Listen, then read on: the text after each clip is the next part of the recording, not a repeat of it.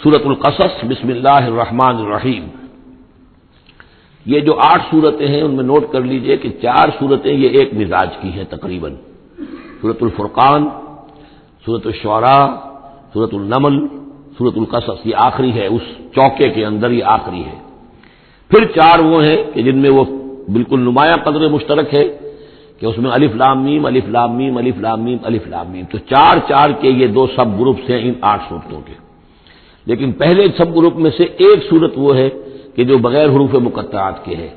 باقی 2 تاسین میم سے، ایک تاسین سے. اور ایک نقطہ یہ نوٹ کر لیجئے کہ اکثر و بیشتر صورتیں جو آئی ہیں طٰہٰ، سورہ طٰہٰ جو ہے اس میں توئے آئی ہے شروع میں، اور اس میں بھی اکثر و بیشتر حصہ حضرت موسیٰ علیہ السلام کے واقعات پر مشتمل ہے. یہ تاسین میم تاسین، ان میں بھی آپ نے حضرت موسیٰ کا ذکر جو ہے ہر صورت کے اندر موجود ہے. تو اس میں اشارہ کیا ہے بعض حضرات نے کہ حروف مقطعات جو ہیں ان کی ایک توجیہ یہ بھی کی گئی ہے کہ یہ جو حروف ہیں اب عربی اور عبرانی زبان کے، یہ چیزوں کی اشکال سے اخذ کیے گئے ہیں. بعض زبانوں کے حروف جو ہیں وہ آوازوں پر مبنی ہیں، اور بعض کے جو ہے جیسے چینی زبان ہے وہ بھی چیزوں کی شکلوں سے ان کے الفابیٹس بنے ہیں. تو عبرانی اور عربی کے بھی جو ہے وہ اصل میں چیزیں یا اشیاء، ان کی شکلوں سے انہوں نے حروف اپنے اخذ کیے ہیں. مثلا توئے کو وہ لکھتے ہیں سانپ کی طرح، اگر جو ناگ جو ہے اس نے پھر اٹھایا ہوا ہے اور نیچے کنڈلی ماری ہوئی ہے، یہ توئے ہے. تو طا جو ہے وہ گویا کہ سانپ کی علامت ہے. نون جو ہے وہ مچھلی کی علامت ہے. نون یوں کر کے اور ایک طرف اس کے نقطہ ڈال دے تو بالکل مچھلی، آپ نے کبھی دیکھا ہوگا تو اکثر و بیشتر جو بھی ڈرائنگز ہوتی ہیں، پینٹنگز ہوتی ہیں، وہ مچھلی کی شکل نون کی ہے، اسی لیے ذن نون کہا گیا، مچھلی والا. اور قرآن مجید میں ایک سورت ہے سورہ نون جس کا اختتام ہوتا ہے حضرت یونس علیہ السلام کے ذکر پر کہ جو مچھلی کے پیٹ میں جن کو اللہ نے پہنچا دیا تھا. تو اس اعتبار سے حروف مقطعات میں سے بعض چیزیں جو ہے مناسبت والی نظر آتی ہیں. تو یہ جو صورتیں ہیں سورہ شعراء اس میں بڑی تفصیل کے ساتھ آیا ہے. سورہ طٰہٰ میں وہ تو میں آپ کو بتا چکا ہوں کہ 8 میں سے 5 رکوع پورے حضرت موسیٰ علیہ السلام کے حالات پر ہیں. اسی طرح اب جو صورت یہ آ رہی ہے سورہ قصص، اس میں بھی حضرت موسیٰ علیہ السلام کے حالات اس میں ذرا اور پہلے کے ہیں. ہم اس سے پہلے پڑھ چکے ہیں کہ جب مدین سے واپس آ رہے تھے تو آپ کو نبوت ملی ہے، لیکن مدین پہنچ کیسے گئے یہ واقعہ آپ کو سورہ قصص میں ملے گا. کہ یہ جو تو گویا کہ اس تدریج سے حضرت موسیٰ کے حالات آ رہے ہیں کہ جیسے کہ جو آخری دور کے تھے ان کی زندگی کے وہ پہلے آئے ہیں سورہ بقرہ میں، سورہ اعراف میں. پھر اس کے بعد جو ہے اس سے پہلے کے وہ پھر آپ کو 3 صورتوں میں ملے ہیں، اور بالکل ابتدائی دور کی جو چیزیں وہ سورہ قصص میں ملیں گی. طاسین میم تلک آیات الکتاب المبین، یہ ایک روشن کتاب کی آیات ہیں. نتلو علیک من نبأ موسیٰ وفرعون بالحق لقوم یؤمنون. اب دیکھیں یہاں شروع ہی سے بات ہو رہی ہے حضرت موسیٰ علیہ السلام کے بارے میں. ہم سناتے ہیں آپ کو کچھ احوال موسیٰ کے اور فرعون کے، بالحق، حق کے ساتھ، لقوم یؤمنون، ان لوگوں کے لیے جو ایمان لاتے ہیں یا ایمان لائیں یا ایمان والے ہیں. ان فرعون علا فی الارض، یقیناً فرعون نے بہت سرکشی کی تھی زمین میں، بہت ادھم مچایا تھا. وجعل اہلہا شیعا، اور زمین میں بسنے والوں کو اس نے طبقات میں یا گروہوں میں تقسیم کر دیا تھا، حاکم اور محکوم. ایک قوم جو ہے قبطی وہ حاکم تھی اور بنی اسرائیل محکوم. یستضعف طائفۃ منہم، اس نے دبایا ہوا تھا نیچے ایک گروہ کو، بنی اسرائیل کو دبایا ہوا تھا اور شدید ان کے اوپر جو ہے سختیاں ہو رہی تھیں. یذبح ابناہم، ان کے بیٹوں کو ذبح کر دیتا تھا. ویستحیی نساءہم، اور زندہ رکھتا تھا ان کی عورتوں کو. انہ کان من المفسدین، یقیناً وہ فساد مچانے والوں میں سے تھا. ونرید ان نمن علی الذین استضعفوا، اور ہم نے یہ ارادہ کیا کہ ہم احسان کریں ان پر کہ جو دبا لیے گئے ہیں، جنہیں ستایا جا رہا ہے، دبایا جا رہا ہے، پیسا جا رہا ہے، جن پر ظلم ہو رہا ہے، ہم ان پر احسان فرمائیں. فی الارض، زمین میں. ونجعلہم ائمۃ، انہیں کو امام بنائیں، اب ان کو دنیا میں طاقت دیں، سربلندی دیں. ونجعلہم الوارثین، اور انہیں کو ہم وارث بنا دیں. ونمکن لہم فی الارض، اور ان کو زمین میں تمکن عطا کریں. ونری فرعون وحامان وجنودہما منہم ما کانوا یحذرون، اور دکھا دیں فرعون کو بھی اور حامان کو بھی، حامان ان کا وزیر تھا، اور فرعون کو اور حامان کو، وجنودہما، اور ان دونوں کے لشکروں کو، منہم ما کانوا یحذرون، جس چیز سے وہ ڈرتے تھے. اب ما کانوا یحذرون میں ایک تو کچھ روایات ہیں جو ہماری تفسیری جو روایات ہیں ان میں کثرت سے آ گئی ہیں، اور وہ یہ ہے کہ خواب دیکھا تھا اس نے کہ اسرائیلیوں میں ایک بیٹا پیدا ہوا ہے، فرعون نے خواب دیکھا تھا کہ جو تمہاری مملکت کو برباد کر دے گا، تمہیں ختم کر دے گا۔ اسی خواب کے بعد اس نے، جیسے کہ حضرت مسیح کے بارے میں انجیل میں یہ ہے صراحت کے ساتھ، اور اس کے بعد جو ہے وہ وہاں پہ جو بھی نوزائیدہ بچہ تھا اس کو قتل کرنے کا معاملہ شروع ہو گیا تھا۔ یہی معاملہ کہتے ہیں کہ قرآن میں بھی اس کا ذکر نہیں ہے اور تورات میں بھی ذکر نہیں ہے، البتہ تالمود میں اس کا ذکر موجود ہے، اور تالمود سے پھر یہ روایات جو ہے ہماری تفسیری روایات کے اندر آ گئی ہیں۔ ما کانوا یحزنون کی ایک دوسری توجہ یہ بھی ممکن ہے کہ ہو، واللہ عالم، لیکن ایک دوسری توجہ بھی ہے کہ انہیں یہ اندیشہ ہو گیا تھا کہ یہ قوم جو ہے اب اس تیزی کے ساتھ بڑھ رہی ہے، اس کی تعداد اتنی تیزی سے بڑھ رہی ہے کہ یہ ہمارے لیے خطرہ بن سکتے ہیں۔ بالکل وہ معاملہ ہے جو آج سے کوئی 20 سال پہلے ہوا تھا ہندوستان میں، جو نسل بندی کا معاملہ تھا کہ مسلمانوں کی تعداد اتنی تیزی سے بڑھ رہی تھی کہ ہندوؤں کو یہ اندیشہ ہوا کہ ان کی تعداد جو ہے وہ آبادی اتنی تیزی سے بڑھ رہی ہے کہ ہمارے لیے یہ خطرہ بن جائیں گے،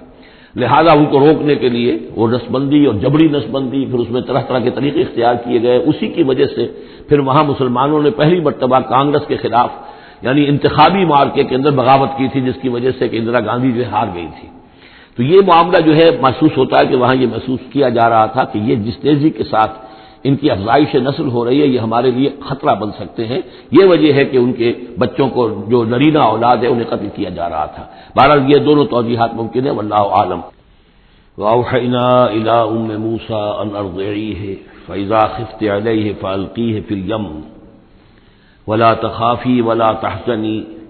إِنَّا رَادُّوهُ إِلَيْكِ وَجَاعِلُوهُ مِنَ الْمُرْسَلِينَ صدق اللہ العظیم۔ اور ہم نے وحی کر دی موسیٰ کی والدہ کو کہ اسے دودھ پلاتی رہو،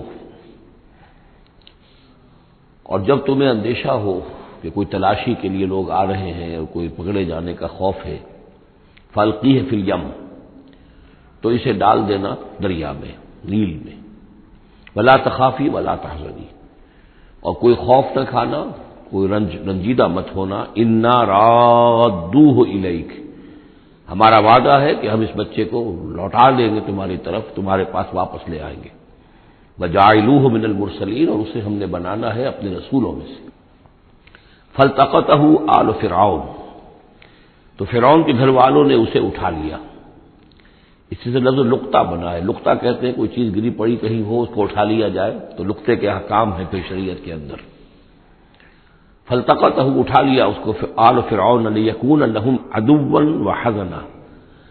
آل فرعون نے، فرعون کے گھر والوں نے اسے اٹھا لیا تاکہ وہ بن جائے ان کے لیے دشمن اور غم کا باعث۔ اس کا مطلب یہ نہیں کہ ان کا یہ ارادہ تھا، ان کو یہ معلوم تھا، بلکہ یہ نتیجہ ہے، یہ گویا کہ آخری نتیجہ جس کو نکلا اس کا کہ وہی بچہ جس کو انہوں نے نکالا دریائے نیل سے، بعد میں ان کے لیے وہ ایک ان کی تکلیف کا موجب بنا۔ ان فرعون و حامان و جنودہما کانوا خاطئین، یقین فرعون اور حامان اور ان کے لشکر جو ہے وہ چوک گئے، خطا کھائی۔ وقالت امرأۃ فرعون، اور کہا فرعون کی بیوی نے، قرۃ عین لی ولک، یہ آنکھوں کی ٹھنڈک ہوگا یہ بچہ میرے لیے بھی اور تیرے لیے بھی۔ فرعون سے کہا اپنے شوہر سے، لا تقتلوہ، اسے قتل نہ کرو، عسیٰ ان ینفعنا، ہو سکتا ہے یہ ہمیں کوئی نفع پہنچائے، مفید ہو ہمارے لیے، اور نتخذہ ولدا، بالکل وہی الفاظ ہیں جو امرأۃ العزیز نے کہے تھے حضرت یوسف علیہ السلام کے بارے میں، ہو سکتا ہے کہ اس سے ہمیں کوئی فائدہ پہنچے یا ہم اسے اپنا بیٹا بنا لیں۔ وَهُمْ لَا يَشْعُرُونَ، اور انہیں اندازہ نہیں تھا کہ وہ کیا کر رہے ہیں۔ وَأَصْبَحَ فُؤَادُ أُمِّ مُوسَىٰ فَارِغًا، اور ادھر موسیٰ کی والدہ کے جذبات جو ہیں اس کے اندر ہیجان پیدا ہو گیا، ان کا دل جو ہے اڑ گیا، اڑا ہو گیا، یعنی جس کو کہتے ہیں کہ دل کے اندر 100 طرح کے ان کے وسوسے پیدا ہوئے۔ ان کادت لتبدی بہی، وہ تو اس درجے مستر ہو گئی تھی کہ شاید ظاہر ہی کر دیتی، بھانڈا ہی پھوڑ دیتی۔ لولا ان ربطنا علی قلبہا، اگر ہم نے اس کے دل کو مضبوط نہ کر دیا ہوتا، اس کو باندھ نہ دیا ہوتا، ڈھارس نہ دی ہوتی اس کے دل کو، لتکون من المؤمنین، تاکہ وہ ہو جائے ایمان والوں میں سے۔ وقالت لاختہ قصیہ،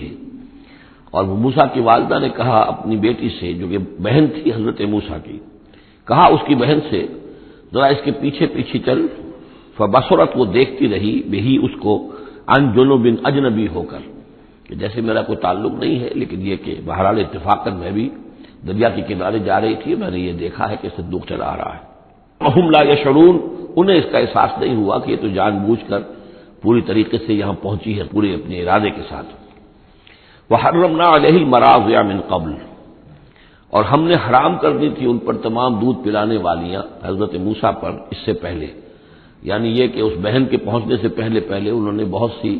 خواتین کو بلایا تھا جو دودھ پلا سکتی تھی اس کو، لیکن کسی کا دودھ جو ہے وہ پینا قبول نہیں کیا حضرت موسیٰ نے۔ یہ ساری چیزیں اللہ کی طرف سے ہیں، اس کی مشیت ہے، اس کی تقدیر سے ہو رہا ہے۔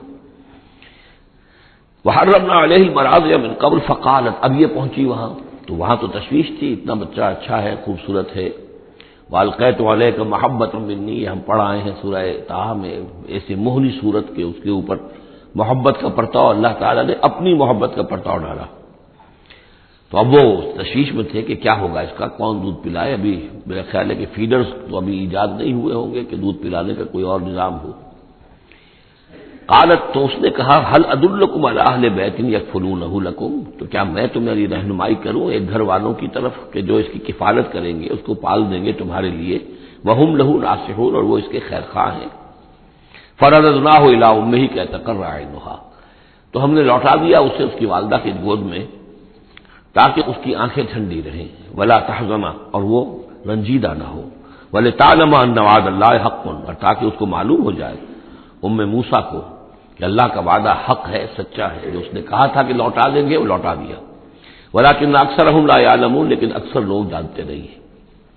ولما بلغ اشدہ واستوى آتیناہ حکما وعلما، اور جب وہ پوری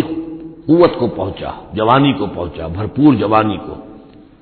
اپنی پوری پختگی کو پہنچ گیا، استوا، اور وہ گویا کہ تمام جو ان کے ظاہری اور باطنی قوا ہیں وہ پورے اعتدال کے ساتھ جم گئے۔ آتیناہ حکما وعلما، ہم نے اسے حکم اور علم عطا فرمایا۔ اس سے یہ بھی مراد دی جا سکتی ہے کہ اسی وقت ان کو یہ نبوت جو ہے وہ مل گئی، لیکن یہ کہ عام خیال یہ ہے کہ نبوت بعد میں ملی ہے۔ تو حکم، حکمت اور علم دیا۔ وکذالک نجزی المحسنین، اور اسی طرح ہم بدلہ دیتے ہیں احسان کی روش اختیار کرنے والوں کو، نیکوکاروں کو۔ ودخل المدینۃ علی حین غفلۃ من اہلہا، اور ایک روز وہ داخل ہوئے گاؤں میں، شہر میں، ایسے وقت میں کہ اس کے شہر کے لوگ جو ہے غفلت میں تھے۔ اب یہ ذہن میں رکھیے یہ محل میں رہتے ہیں، اور محل آپ کو معلوم ہے شہر سے باہر ہوتے ہیں، علیحدہ ہوتے ہیں، اور بستی جہاں پر کہ زیادہ وہ جو بھی ہے ڈاؤن ٹاؤن جسے آج کل کہا جاتا ہے، وہ ان کا شہر کی کا مرکزی مقام ہوگا،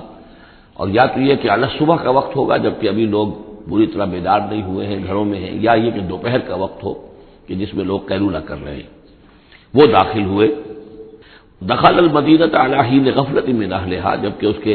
آپ لوگ جو ہیں وہ غفلت میں تھے۔ فوجد فیہا رجلین یقتتلان، تو پایا اس میں دو اشخاص کو لڑتے ہوئے۔ ھذا من شیعتہ، یہ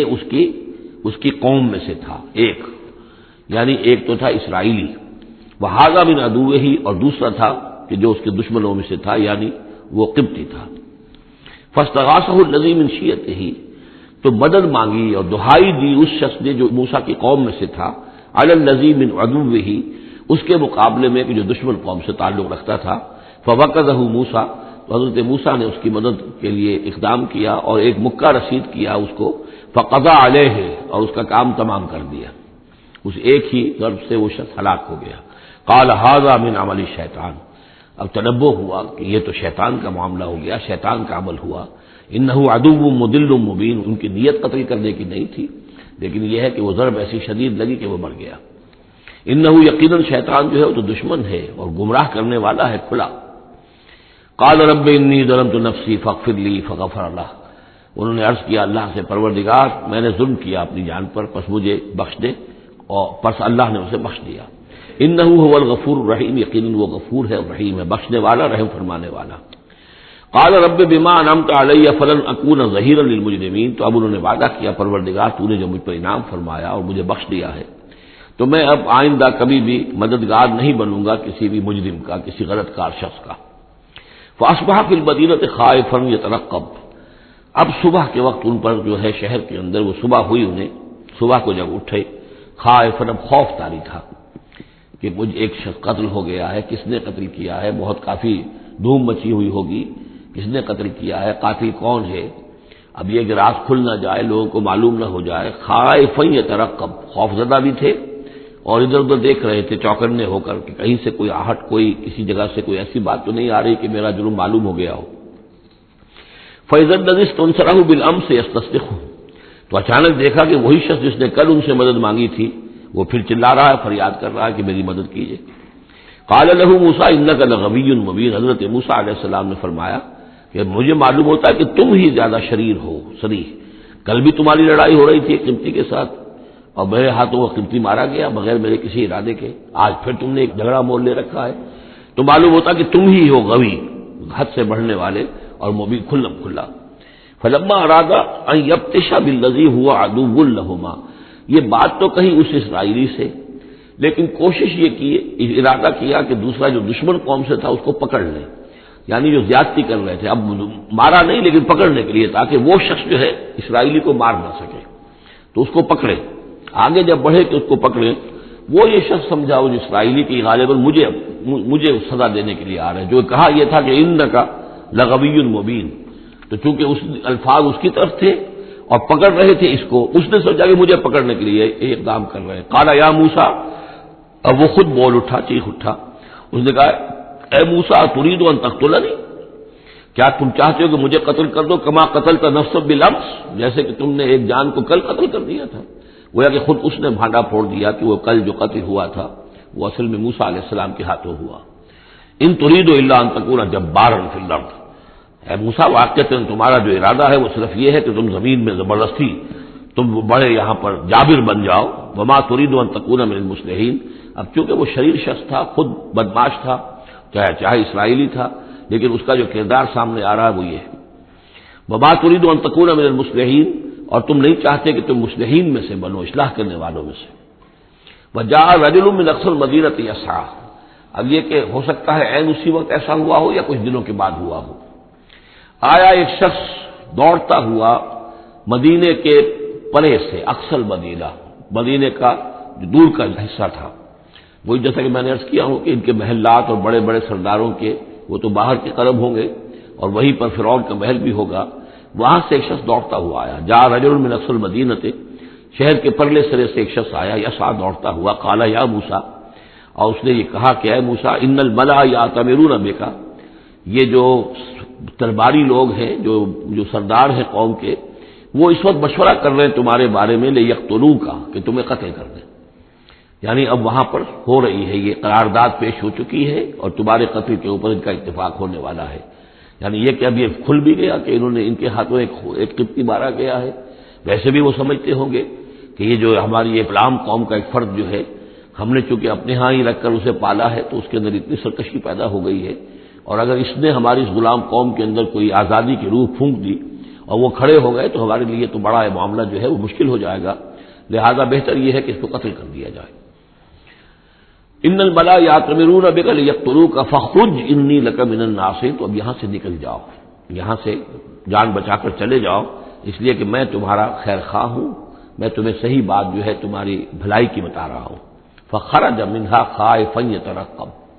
تو نکلے وہاں سے حضرت موسیٰ علیہ السلام ڈرتے ہوئے، اور وہی یترقب، اب ادھر سے بھی جب کسی شخص کو ایسا اندیشہ ہو تو ذرا سی آہٹ جو ہے اسی پر وہ چوکنا ہوتا ہے، تو وہی کیفیت ان کی تھی۔ قال رب نجنی من القوم الظالمین، اور اللہ سے دعا کی پروردگار مجھے نجات دے ان ظالموں کی قوم سے۔ ولما توجہ تلقاء مدین، اور جب وہ اب انہوں نے رخ کیا مدین کی طرف، اتنا جغرافیہ اب آپ کے سامنے ہے، وہ سینائی پیننسولا، وہ تکون، اس کے اس سائڈ پر مدین کا علاقہ ہے، اس سائڈ پر مصر ہے، بیچ میں سینائی پیننسولا ہے۔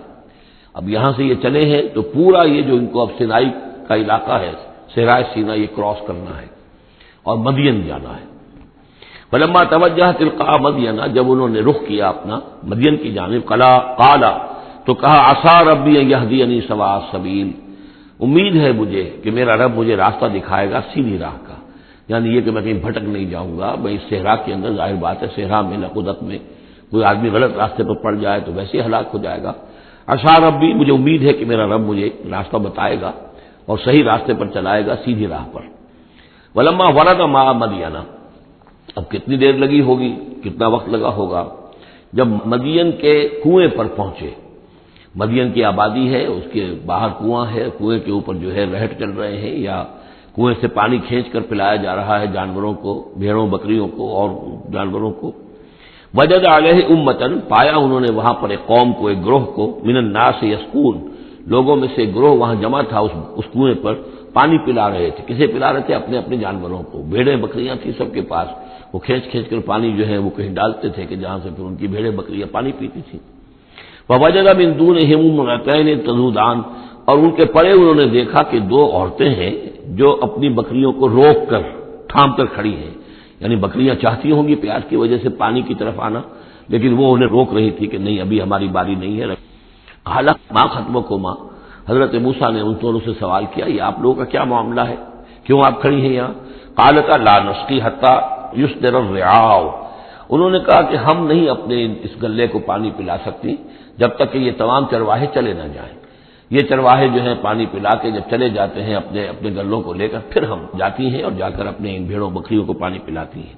وہ ابونا شیخ کبیر، ہمارا والد جو ہے وہ بہت بوڑھے شخص ہیں، ضعیف ہیں، مطلب یہ کہ کوئی مرد جوان مرد ہے نہیں، والد ہیں گھر میں تو وہ بوڑھے ہیں،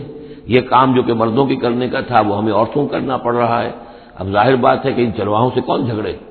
تو اس لیے کہ ہم اس میں جو ہے اپنی باری کے معاملے میں ہم نے یہی طے کیا ہوا کہ یہ سب پانی پلا کے چلے جائیں اپنے اپنے ریوڑ لے کر، تو پھر ہم پانی پلاتی ہیں۔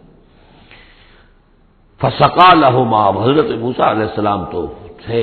قوی ہیکل تھے، انہوں نے کہا نہیں، ان کی وہ غیرت جو ہے انہوں نے پانی پلایا، ادھر ادھر ہٹایا ان کو جو بھی چرواہے تھے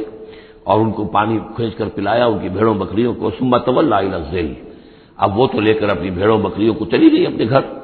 اور یہ پھر کسی سائے کی طرف انہوں نے رخ کیا، پھر مڑے ایک سائے کی طرف، کسی درخت کی سائے میں جا کر بیٹھ گئے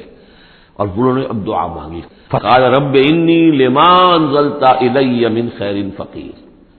یہ بڑی اہم دعا ہے، یاد کر لینی چاہیے۔ اے اللہ جو خیر بھی تو میری جھولی میں ڈال دے میں اس کا محتاج ہوں۔ یہ انتہائی عاجزی کی دعا ہے۔ اب ایک شخص ہے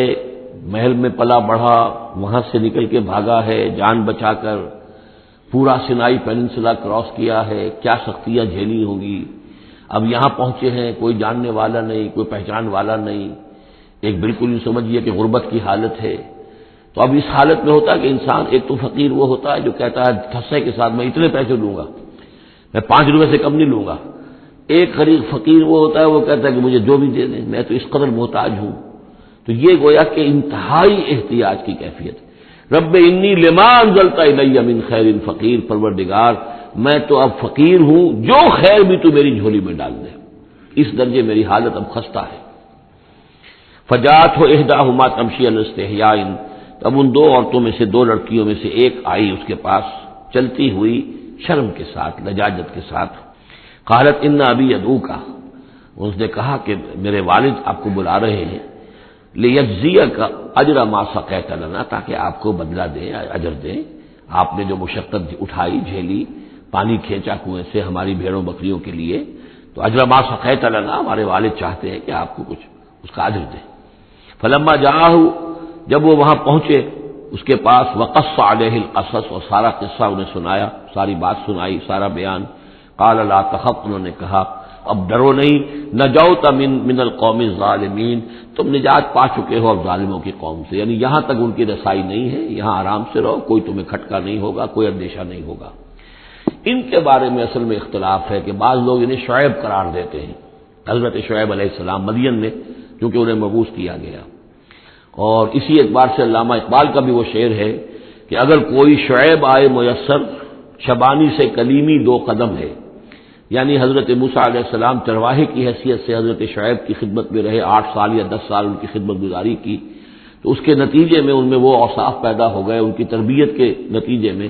کہ وہ چرواہے سے بڑھ کر کلیم بن گئے، اللہ کے کلیم بن گئے، تو یہ تربیت حضرت شعیب کی ہے، لیکن یہ بات غلط ہے۔ اصل میں حضرت شعیب کا معاملہ ہم پڑھ چکے ہیں کہ وہ اللہ کے رسول تھے، اور رسول اگر تو زمانہ انہی کا تھا جبکہ ابھی وہ دعوت دے رہے تھے، تب بھی وہاں رنگ کچھ اور ہونا چاہیے تھا بالکل، اور اگر وہ رسول اس وقت ہے جبکہ قوم ختم ہو چکی ہے، اس کے بعد جو بھی اہل ایمان بچ گئے ہیں اور حضرت شعیب بچ گئے ہیں، اگر یہ اس کے بعد کا مسئلہ ہے تو ان کا جو مقام ہونا چاہیے تھا وہاں پر یہ ممکن نہیں ہے کہ ان کی بیٹیاں اس طریقے پہ پریشان ہو اور کوئی جو ہے ان کی امت میں سے کوئی ان کی خبر گیری کرنے والا نہ ہو. تو وہ پکچر بالکل بنتی نہیں ہے یہ. اور حضرت شعیب کا معاملہ جو ہے ظاہر بات ہے کہ یہ اس کے اندر فصل ہے، اگرچہ یقین کے ساتھ ہمیں معلوم نہیں. یہ گویا کہ بعد میں جو قوم وہاں آباد ہوئی ہے حضرت شعیب کے ساتھ جو لوگ صاحب ایمان بچ گئے اور ان سے دوبارہ جو وہاں پر جو بھی آبادی ہوئی ہے اس میں کچھ اچھے لوگ، ظاہر بات ہے کہ ان میں تو ابھی اچھے اثرات بھی تھے، تو ان میں سے یہ بزرگ تھے، ابھی ہو سکتا ہے 100 سال ہو چکے ہوں لیکن ابھی کچھ نہ کچھ اثرات تھے. تو یہ بزرگ آدمی، ضعیف آدمی جو ہے یہ ایک نیک آدمی تھے. قالت احداہما یا ابت استاجرہ، ان میں سے ایک نے کہا، بیٹیوں میں سے، لڑکیوں میں سے ایک نے، ابا جان ان کو ملازم رکھ لے، اجرت پر رکھ لے. استاجر ہو، یہ استاجری اور اجیری یہ دونوں جو ہیں، اجیر اور مستاجر، در حقیقت یہ آجر اور اجیر وہ ہے کہ جو اجرت کے اوپر کام کرتا ہو، اور مستاجر وہ ہے جو کسی کو اجرت پر کام کرنے کے لیے رکھے. استاجر، مستاجر اس میں فاعل بنے گا.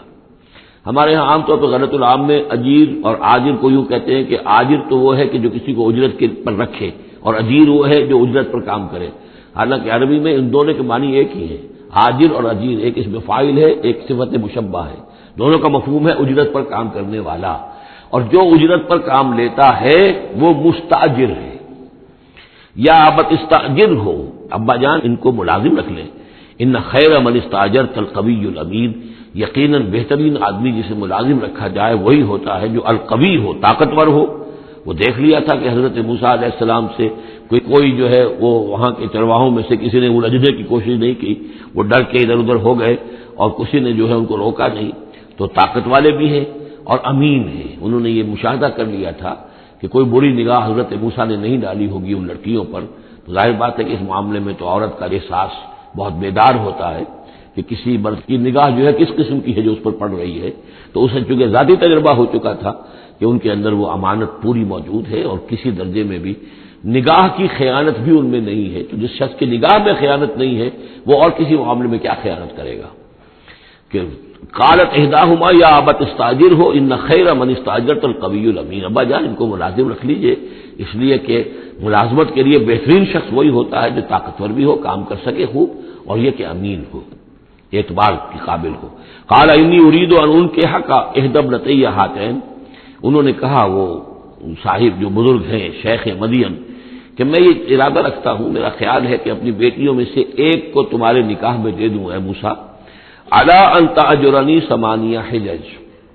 لیکن اس پر کہ تم 8 سال تک میرے ہاں اجرت پر کام کرو، میری ملازمت کرو. یہ جو مہر کا معاملہ ہے یہ پچھلے زمانے میں ایسا ہی ہوگا جیسے آج کل پٹھانوں میں بھی ہوتا ہی ہے ابھی، کہ وہ مہر جو ہے وہ والدین لے لیتے ہیں رقم جو ہے، گویا کہ وہ اس لڑکی کو جو پالا ہے پوسا ہے تو یہ در حقیقت اس کا بدل ہے وہ جو لے رہے ہیں کہ ہم نے اس کو پالا پوسا، آپ تمہارے حوالے کر رہے ہیں تو ہمیں اس کی رقم دو. جبکہ اسلام میں آ کر اس کو بدل دیا گیا ہے، مہر جو ہے لڑکی کا حق ہے، وہ اس کے والدین کا حق نہیں ہے. البتہ اس وقت معلوم ہوتا ہے کہ رواج یہی تھا کہ چونکہ اپنی بیٹی نکاح میں دینے کے لیے تیار ہو رہے ہیں تو اس کے عوض اپنی ملازمت کروانا چاہتے ہیں کہ تم میری ملازمت کرو، میری خدمت کرو 8 برس تک. تو یہ گویا کہ بدل ہو جائے گا اس کا کہ میں اپنی ایک بیٹی کا نکاح تم سے کر دوں گا. فَإِنْ أَتْمَمْتَ عَشْرًا فَمِنْ عِنْدِكَ، اور اگر تم 10 سال کر دو تو یہ تمہاری طرف سے ہے، یہ گویا کہ تمہاری طرف سے ایک احسان ہوگا. 8 سال پورے کر دو، اس میں محنت کرو، یہاں مزدوری کرو، میرے بھیڑوں بکریوں کو چراؤ اور گھر کے کام کرو، تو پھر میں اپنی بیٹی تمہارے حوالے کر دوں گا، اس کا نکاح کر دوں گا تم سے. یا یہ کہ 10 سال کر دو تو یہ تمہاری طرف سے اضافی بات ہوگی. وما اريد ان اشق عليك، اور ساتھ یہ بھی دیکھ لو میں تم پر کوئی سختی کرنے کا ارادہ نہیں رکھتا، یعنی تمہیں جو ملازم رکھ رہا ہوں تو ایسا نہیں کہ بہت بھاری کام تم پر ڈالوں گا، میں تمہیں مشقت میں ڈالنا نہیں چاہتا. ستجدنی انشاءاللہ من الصالحین، تم انشاءاللہ مجھے پاؤ گے کہ میں نیک انسان ہوں، صحیح ہوں، راست باز ہوں، اور جو معاملہ ہے معاملے کا کھرا آدمی ہوں. قال ذلك بینی و بینک، حضرت موسیٰ نے فرمایا ٹھیک ہے، یہ پھر میرے اور آپ کے درمیان یہ بات طے ہو گئی. ایما الاجلین قضیت، ان دونوں مدتوں میں سے جو بھی میں پوری کر دوں. 10 سال کا آپ تقاضا نہیں کر سکتے، تقاضا 8 سال کا ہوگا. ویسے یہ کہ میں چاہوں تو 10 سال پورے کر دوں لیکن وہ میری آپشن پر ہوگا. ایما الاجلین قضیت فلا عدوان علی، پھر مجھ پر کوئی زیادتی نہ ہو. واللہ علی ما نقول وکیل، اور جو کچھ ہم کہہ رہے ہیں اللہ اس پر وکیل ہے، اللہ ہی اس کا ذمہ دار ہے. فلما قضا موسیٰ الاجل، جب موسیٰ نے وہ مدت پوری کر دی، وسارا بأہلہ ہی، اب وہ اپنے گھر والوں کو لے کر چلے، اب مصر کی طرف واپس لوٹ رہے ہیں کہ اب اتنا عرصہ بیت گیا ہے، 10 سال ہو گئے یا 8 سال ہو گئے، 9 سال ہو گئے، اب بہرحال وہ معاملہ بھی ٹھنڈا پڑ چکا ہوگا، وہاں پر قتل وغیرہ کا کیا حالات وہاں ہوئے یہ بھی معلوم نہیں ہے۔ بہرحال وہ چلے ہیں واپس، سارا بأہلہ ہی لے کر چلے اپنے گھر والوں کو، یعنی اپنی اہلیہ کو۔ آنس من جانب طور نارا، انہوں نے پہاڑ کے ایک طرف ایک سائڈ پر طور کے انہوں نے آگ دیکھی۔ قال لأہلہم کثوا، انہوں نے کہا اپنے گھر والوں سے کہ ذرا یہاں انتظار کرو، ٹھہرو، انی آنست نارا، میں نے آگ دیکھی ہے، لعلی آتیکم منہا بخبر، ہو سکتا ہے کہ میں وہاں سے یہاں جاؤں اور وہاں سے کوئی خبر لے کر آؤں، یعنی یہ کہ راستے کے بارے میں معلومات صحیح کہ کہیں ہم بھٹک تو نہیں گئے ہیں، ہم کدھر جا رہے ہیں، اور جذوۃ من النار، یا پھر میں آگ کا ایک انگارہ لے آؤں وہاں سے، لعلکم تصطلون، تاکہ اس سرد رات میں یہاں ہم آگ جلا لیں، اور یہ کہ اس سے کہ آپ لوگ جو ہے وہ سینک سکے۔ فلما اتاها نودی من شاطئ وادی الایمن فی البقعۃ المبارکۃ من الشجرۃ، تو جب وہ وہاں پہنچے تو ندا آئی، میدان کے داہنے کنارے، جو برکت والا میدان تھا اس کے داہنے کنارے سے ایک خاص جھنڈ میں سے آواز آئی، مبارکہ کہ جو بہت برکت والا تھا، من الشجرۃ، شجر کے درخت کے جھنڈ میں،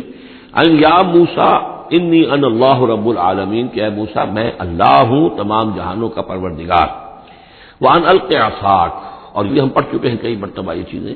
اب ڈال دو زمین پر اپنی لاٹھی، فلما رآہا تہتز کانہا جان، جب انہوں نے دیکھا کہ وہ تو حرکت کر رہی ہے جیسے کہ سانپ ہو، ولا مدبرا ولم يعقب، یہی وہاں پہ آ چکا، سورۃ النمل میں بھی آ چکا ہے۔ تو موسیٰ علیہ السلام جو ہے وہاں سے پیٹھ موڑ کر بھاگے اور انہوں نے پیچھے مڑ کر نہیں دیکھا۔ یا موسیٰ اقبل، اللہ نے فرمایا اے موسیٰ نہیں، آؤ، اقبل ولا تخف، اور ڈرو نہیں، انک من الآمنین، یقیناً تم بالکل امن میں ہوگے، تمہیں کوئی غضب نہیں پہنچے گا۔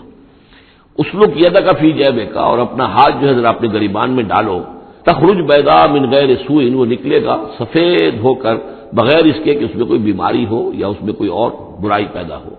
وَاضْمُمْ إِلَيْكَ جَنَاحَكَ مِنَ الرَّهْبِ، اور اگر کبھی تمہیں کوئی خوف لاحق ہو تو ذرا اپنے بازو کو اپنی بغل کے ساتھ اچھی طرح جوڑ لینا۔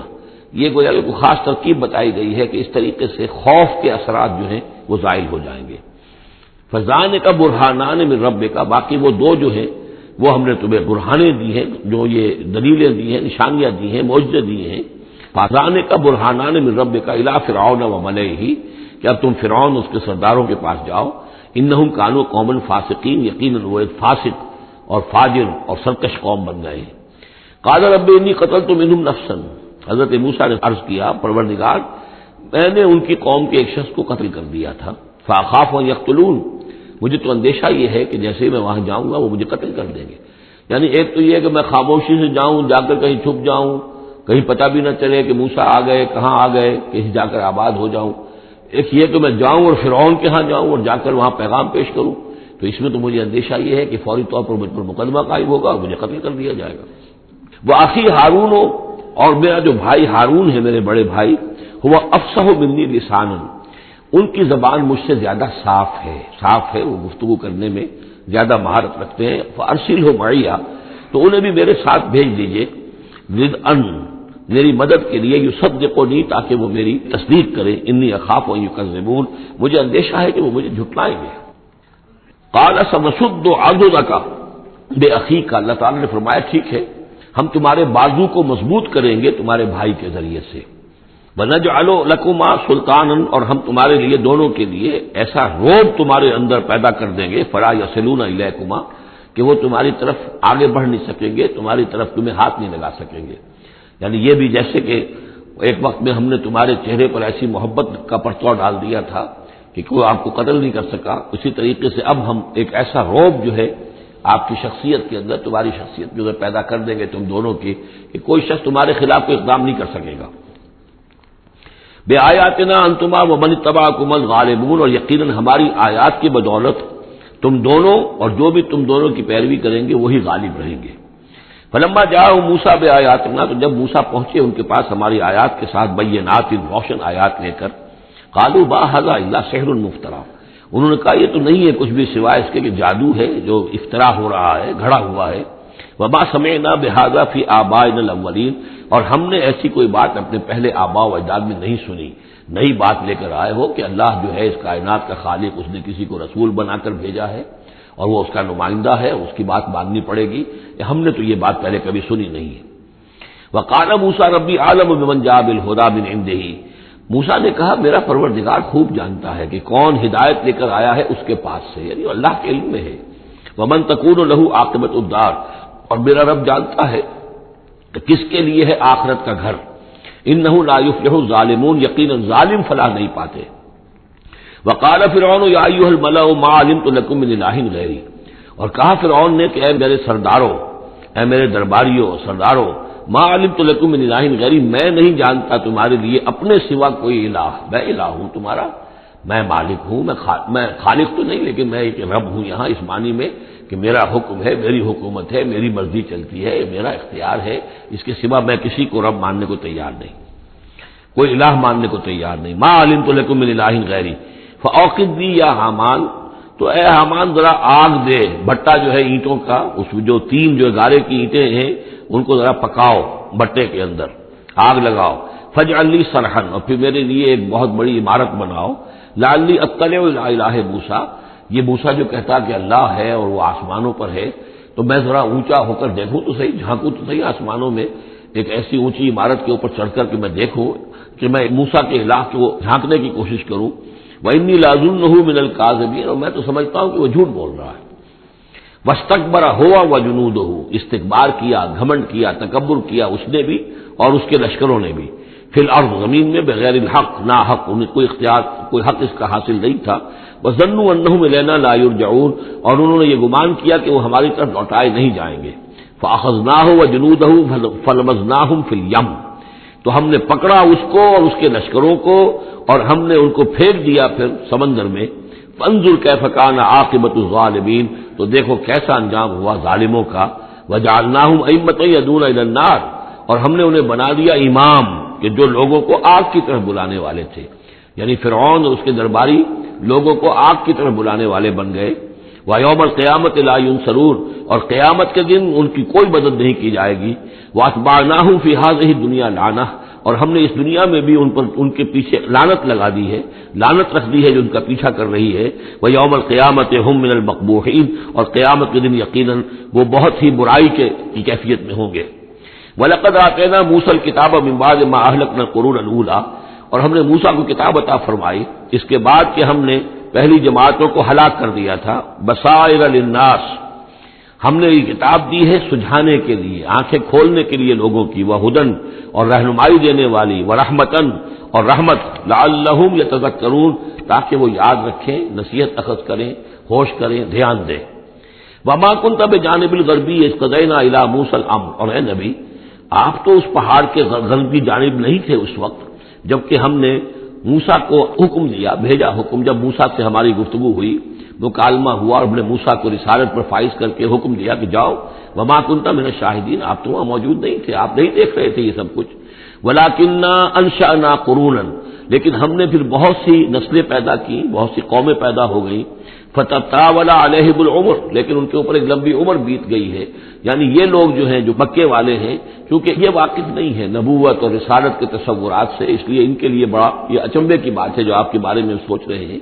لیکن اگر غور کریں یہ ساری خبریں جو ہیں آپ کو کہاں سے مل رہی ہیں؟ ظاہر بات ہے کہ آپ تو وہاں نہیں تھے۔ وما كنت ساويا في اهل مدين، نہ ہی آپ اہل مدین میں آباد تھے اس وقت، تتلو علیہم آیاتنا، کہ اس وقت آپ موجود ہوں مدین میں جب وہ ماجرا ہوا اور حضرت موسیٰ وہاں پہنچے اور پھر وہ اس شیخ مدین کے گھر میں رہے ہیں، آپ تو ان چیزوں سے واقف نہیں تھے۔ ساويا في اهل مدين تتلو علیہم آیاتنا ولكننا كنا مرسلین، بلکہ یہ تو ہم ہیں بھیجنے والے، ہم جس کو چاہتے ہیں رسول بناتے ہیں، اور جس کو ہم رسول بناتے ہیں پھر اس سے ہم غیب کی خبریں دیتے ہیں، پچھلی بھی آئندہ ہونے والے واقعات کی بھی خبریں دیتے ہیں، اور ساری تعلیمات اور ہدایت کے لیے ضروری ہدایات دیتے ہیں۔ وما كنت بجانب الطور اذ نادینا، اور آپ تو نہیں تھے اس پہاڑ کے اس سائڈ پر، اس ایک جانب جبکہ ہم نے پکارا تھا۔ ولکن رحمۃ من ربک، بلکہ یہ سب رحمت ہے آپ کے رب کی جانب سے، لتنذر قوما، تاکہ آپ اس قوم کو خبردار کریں، ما اتاہم من نذیر من قبلک، جس کے پاس کہ کوئی خبردار کرنے والا نہیں آیا آپ سے پہلے، لعلہم یتذکرون، یعنی حضرت اسماعیل سے لے کر حضرت محمد تک یہ بڑا طویل وقفہ ہے. صلی اللہ علیہ وسلم علیہ السلام حضرت ابراہیم کے بیٹے اسماعیل، اب ان کے ساتھ حضرت اسحاق تھے ان کے دوسرے بیٹے، ان کے ساتھ تو یہ کہ نبوت کا سلسلہ چلتا رہا، اور وہ یہ کہ 1400 برس تو ایسے ہیں کہ کوئی ایک لمحہ بھی ایسا نہیں تھا کہ نبی نہ ہو. ان کے پاس کتابیں تھیں، ان کے پاس زبور تھی، ان کے پاس جو ہے تورات تھی، تو یہ سب کچھ تھا. لیکن یہ قوم جو تھی ظاہر بات ہے کہ یہاں پر یہ ان چیزوں سے ناواقف ہو گئی. تو یوں سمجھیے کہ کم و بیش 3000 برس بیت گئے تھے کہ ان کے پاس کوئی نبی نہیں، کوئی رسول نہیں، کوئی اس کی بات کوئی کتاب نہیں. تو اب ہم نے یہ چاہا کہ آپ ان کو لتنذر قوما ما آتاہم من نذیر، اس قوم کو آپ خبردار کریں کہ جس کے پاس آپ سے پہلے من قبل کا کوئی نذیر نہیں آیا، کوئی ڈر سنانے والا، کوئی خبردار کرنے والا، لعلہم یتذکرون، شاید کہ وہ نصیحت حاصل کریں. ولولا ان تصیبہم مصیبۃ بما قدمت ایدیہم، اور اتنی بات کے لیے کہ ان کے اوپر کوئی مصیبت نہ آ جائے ان کے تمام اعمال کی وجہ سے، فیقولوا ربنا، اور اگر مصیبت آ جاتی، لولا ان تصیبہم مصیبۃ بما قدمت ایدیہم، یہ مضمون آ چکا ہے سورہ طٰہٰ میں بھی، کہ اگر رسول بھیجے بغیر ہماری طرف سے عذاب آ جاتا تو یہ عذر کرتے کہ صاحب ہمیں متنبع نہیں کیا گیا، ہمیں خبردار نہیں کیا گیا، ہم پر اتمام حجت نہیں کیا گیا، عذاب کیسے آ گیا. وَلَوْلَا أَن تُصِيبَهُم مُّصِيبَةٌ بِمَا قَدَّمَتْ أَيْدِيهِمْ فَيَقُولُوا رَبَّنَا لَوْلَا أَرْسَلْتَ إِلَيْنَا رَسُولًا، اگر کوئی مصیبت ان پر آ جاتی اس سے پہلے ان کے اپنے ہاتھوں کے کرتوتوں کی وجہ سے، تو یہ کہتے کہ پروردگار کیوں نہ تم نے بھیج دیا ہماری طرف کوئی رسول، فَنَتَّبِعَ آيَاتِكَ، کہ تیری آیات کی پیروی کرتے، وَنَكُونَ مِنَ الْمُؤْمِنِينَ، اور ہم تو ہو جاتے ایمان لانے والوں میں سے. فَلَمَّا جَاءَهُمُ الْحَقُّ مِنْ عِندِنَا، لیکن جب ان کے پاس آیا ہے یہ حق ہمارے پاس سے، قالوا لولا اوتی مثل ما اوتی موسیٰ، اب یہ کہہ رہے ہیں کہ کیوں نہیں دیا گیا ان کو جیسا کہ دیا گیا تھا موسیٰ کو، یعنی موسیٰ کو عصا دیا گیا، موسیٰ کو وہ ید بیضا دیا گیا، موسیٰ کو تورات لکھی ہوئی جو ہے وہ پتھر کی تختیوں پر دی گئی. لولا اوتی مثل ما اوتی موسیٰ، کیوں نہیں دیا گیا اس کو وہی کچھ اسی طرح کی چیزیں جو دی گئی تھی موسیٰ کو. اولم یکفروا بما اوتی موسیٰ من قبل، تو جو کچھ موسیٰ کو دیا گیا تھا پہلے، کیا اس کے ساتھ لوگوں نے کفر نہیں کیا تھا؟ کیا ان آیات کو دیکھ کر فرعون ایمان لے آیا تھا؟ کیا اس کی پوری قوم ایمان لے آئی تھی؟ کیا وہ ہلاک نہیں ہو گئے تھے؟ قالوا سحران تظاہرا، انہوں نے یہ کہا کہ یہ تو دو جادو ہیں جنہوں نے آپس میں ایکا کر لیا ہے. ایک تو یہ کہ اس سے خیال ہوتا ہے کہ اس سے مراد یہ ہے کہ حضرت موسیٰ اور حضرت ہارون دونوں کو سحران یعنی ساحر کی بجائے کہا گیا یہ مجسم سحر ہیں، یہ دو سحر ہیں جنہوں نے گٹھ جوڑ کر لیا ہے ہمارے خلاف. لیکن یہ کہ اصل میں دوسری رائے یہ ہے کہ یہ اصل میں اب قول ہے مکے والوں کا کہ وہ یہ کہہ رہے ہیں کہ یہ دو جادو ہیں. جادو کون سے ہیں؟ ایک یہ قرآن جو محمد ہمارے سامنے پیش کر رہے ہیں، اور ایک تورات کہ جو اس سے پہلے موجود ہے. یہ دو جادو ہیں اور ان کا آپس میں گٹھ جوڑ ہے، اور یہ لوگ ایک دوسرے کی تائید کر رہے ہیں. قرآن جو ہے تائید کر رہا ہے تورات کی، موسیٰ کی، اور وہ موسیٰ اور دوسری کتاب جو ہے اس میں نشانیاں ہیں اور پیشن گوئیاں ہیں قرآن کی اور محمد کی صلی اللہ علیہ وسلم. تو سحران تظاہرا وقالوا انا بکل کافرون، ان کا کہ ہم تو دونوں کے انکار کر رہے ہیں، ہم نہ تورات کو مانتے ہیں اور نہ قرآن کو مانتے ہیں. قل فاتوا بکتاب من اللہ هو اہدی منہما، اب یہاں وہ بات بالکل واضح ہو گئی، یہاں مراد دو کتابیں ہیں. تو اے نبی ان سے یہ کہیے اچھا پھر کوئی اور کتاب لاؤ جو اللہ کی طرف سے آئی ہو، جو ان دونوں سے زیادہ ہدایت دینے والی ہو. اگر تورات کو بھی تم نہیں مانتے، اگر تم قرآن کو بھی نہیں مانتے، تو لاؤ نہ کوئی اور کتاب کوئی اللہ نے نازل کی ہو جو ان دونوں سے اہدا ہو، زیادہ ہدایت والی ہو. اہدا منہما اتبع ہو، میں اس کی پیروی کروں گا ان کنتم صادقین، اگر تم سچے ہو. یعنی یہ بات نوٹ کر لیجئے، یہ ایسے ہی ہے جیسے ایک جگہ آیا ہے قل ان کان للرحمن ولد فانا اول العابدین، آگے چل کر آ جائے گی یہ آیت کہ اگر رحمان کا واقعی کوئی بیٹا ہوتا تو سب سے پہلے میں پوچھتا اس کو. جب میں رحمان کی بندگی کرتا ہوں، رحمان کی پرستش کرتا ہوں، رحمان کو پوچھتا ہوں، تو اگر واقعی اس کا کوئی بیٹا ہوتا تو میں کیوں نہ پوچھتا. اسی طریقے سے اگر کوئی اور کتاب ہوتی تورات اور قرآن سے بڑھ کر ہدایت دینے والی تو میں اس کی پیروی کروں گا. میرے اندر تو کوئی عصبیت نہیں ہے کہ کسی ایک ہی چیز کو لے کر میں بیٹھ رہا ہوں، جو بھی اللہ کی طرف سے ہدایت نامہ آئے. فَإِن لَّمْ يَسْتَجِيبُوا لَكَ، تو اے نبی اگر یہ لوگ پھر آپ کی بات کو قبول نہ کریں، آپ کی اس دلیل کو تسلیم نہ کریں، فَاعْلَمْ، تو جان لیجئے انما یتبعون اہواءہم، کہ یہ لوگ صرف پیروی کر رہے ہیں اپنی خواہشات کی. ومن اضل ممن اتبع ہواہ، اور اس شخص سے بڑھ کر گمراہ اور بھٹکا ہوا کون ہوگا جو اپنی خواہش نفس کی پیروی کر رہا ہو بغیر ہدم من اللہ، بغیر اس کے کہ اس کے پاس اللہ کی طرف سے کوئی ہدایت نامہ ہو، اللہ کی طرف سے کوئی ہدایت اور رہنمائی ہو۔ ان اللہ لا یہدی القوم الظالمین، یقیناً اللہ تعالیٰ ایسے ظالم قوم کو ہدایت نہیں دیتا۔ وَلَقَدْ وَصَّلْنَا لَهُمُ الْقَوْلَ لَعَلَّهُمْ يَتَذَكَّرُونَ، اور ہم پے بپے بھیجتے رہے اپنے رسول، اور ان کے لیے ان کی دعوت آتی رہی تاکہ یہ نصیحت اخذ کریں۔ اور یہاں وصلنا سے مراد خاص طور پر سہران تظاہرہ بھی ہو سکتا ہے کہ یہ ایک سلسلہ ہے، سلسلۃ الذہب ہے، اس کے اندر وصل ہے، یہ جڑے ہوئی ہیں۔ یہ تورات اور زبور اور انجیل اور قرآن، یہ تو اصل میں ایک ہی سنہری زنجیر کی کڑیاں ہیں۔ وَلَقَدْ وَصَّلْنَا لَهُمُ الْقَوْلَ، ہم نے اپنی اس بات کو، اپنی ہدایت کو، اپنی وحی کو اس طریقے سے جوڑا ہے ایک زنجیر کی شکل میں تاکہ یہ لوگ اس سے نصیحت اخذ کریں۔ الذین آتیناہم الکتاب من قبلہ ہم بہ یؤمنون، اور جن لوگوں کو ہم نے اس سے پہلے قرآن سے پہلے کتاب دی تھی، ان میں بھی وہ لوگ ہیں کہ جو اس پر ایمان رکھتے ہیں، جو دل سے مانتے ہیں کہ یہ اللہ کا کلام ہے۔ وَإِذَا يُتْلَىٰ عَلَيْهِمْ قَالُوا آمَنَّا بِهِ، اور جب انہیں یہ پڑھ کر سنایا جاتا ہے قرآن مجید، وہ کہتے ہیں ہم اس پر ایمان لائے۔ اِنَّهُ الْحَقُّ مِن رَّبِّنَا، یقیناً یہ ہمارے رب کی طرف سے حق ہے۔ اِنَّا كُنَّا مِن قَبْلِهِ مُسْلِمِينَ، ہم تو اس سے پہلے ہی اسلام لا چکے ہیں، یعنی ہم تو اس بات کو پہلے ہی تسلیم کر چکے ہیں۔ اولئک یؤتون اجرہم مرتین، یہ وہ لوگ ہیں جنہیں ان کا اجر دیا جائے گا دوہرا، دو مرتبہ، یعنی یہ کہ وہ سابقہ امت میں سے تھے، وہ بنی اسرائیل میں سے تھے یا نصارہ میں سے تھے، انجیل کو مانتے تھے، تورات کو مانتے تھے، اب انہوں نے قرآن کو بھی تسلیم کر لیا تو گویا کہ انہیں دوہرا اجر ملے گا۔ اولئک یؤتون اجرہم، ان کو دیا جائے گا ان کا اجر مرتین بما صبروا، ان کے صبر کے عوض ان کو دوہرا اجر ملے گا۔ ویدرؤون بالحسنۃ السیئۃ، اور ان کا طریقہ یہ ہے کہ وہ دفع کرتے ہیں اچھائی کے ذریعے سے برائی کو، مما رزقناہم ينفقون، اور جو کچھ ہم نے انہیں دیا اس میں سے خرچ کرتے ہیں۔ وَإِذَا سَمِعُوا اللَّغْوَ أَعْرَضُوا عَنْهُ وَقَالُوا لَنَا أَعْمَالُنَا وَلَكُمْ أَعْمَالُكُمْ، اور جب انہوں نے سنی لغو باتیں تو انہوں نے کہا، انہوں نے اعراض کیا اور کہا ہمارے لیے ہمارے اعمال ہیں اور تمہارے لیے تمہارے اعمال ہیں۔ اس کے پس منظر میں ایک واقعہ ہے، یہ آپ کو معلوم ہے کہ جو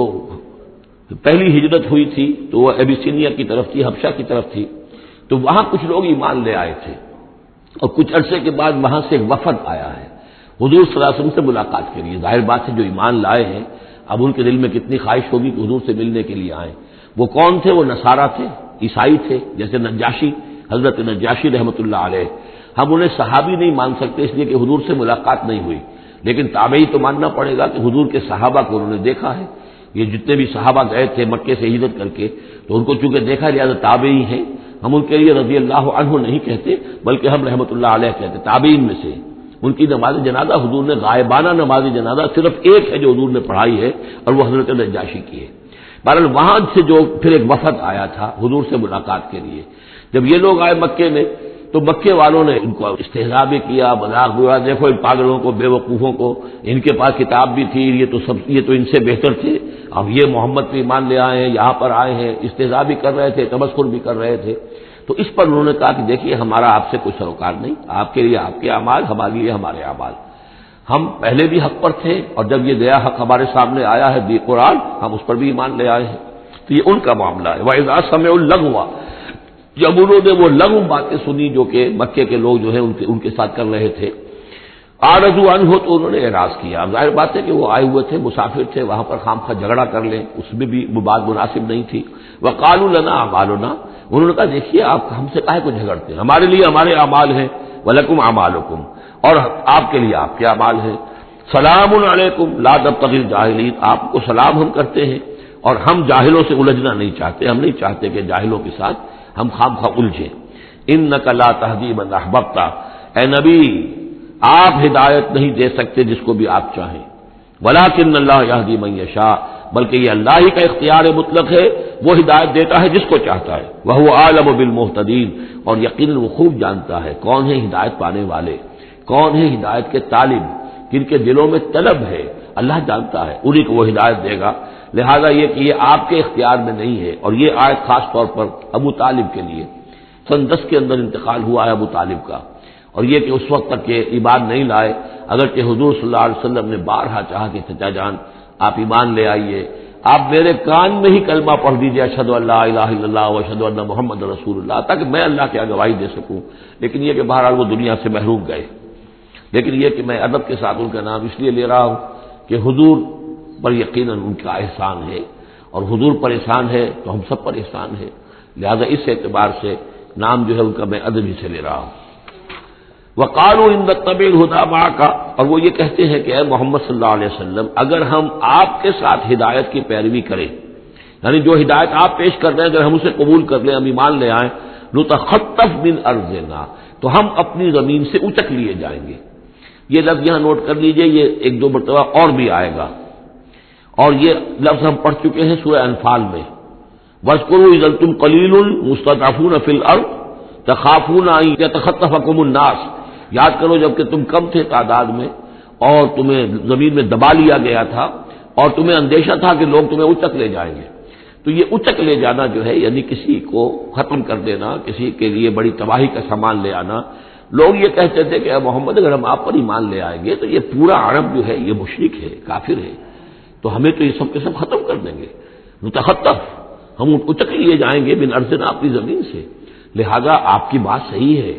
دل میں بھی ہمارے لگتی ہے، بات بھی ٹھیک ہے، لیکن یہ کہ پورے عرب کی دشمنی کیسے مول لے رہے،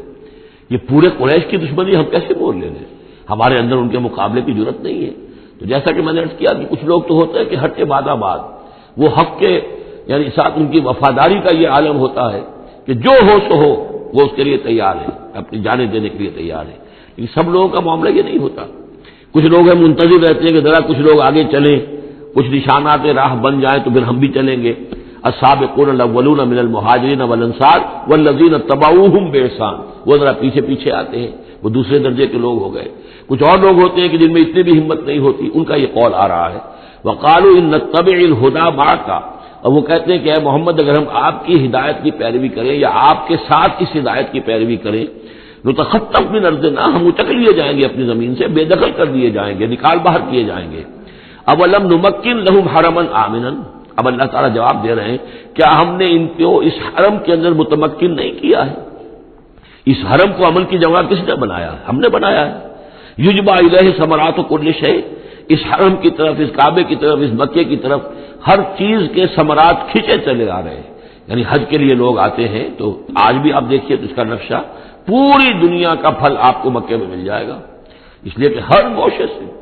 بہترین جو ہے چیزیں آپ کو وہاں ملیں گی، اور یہ ہمیشہ سے تھا، اس لیے کہ حاجی لوگ آتے تھے، جہاں جہاں سے آتے تھے وہ وہاں کی چیزیں لے کر آتے تھے۔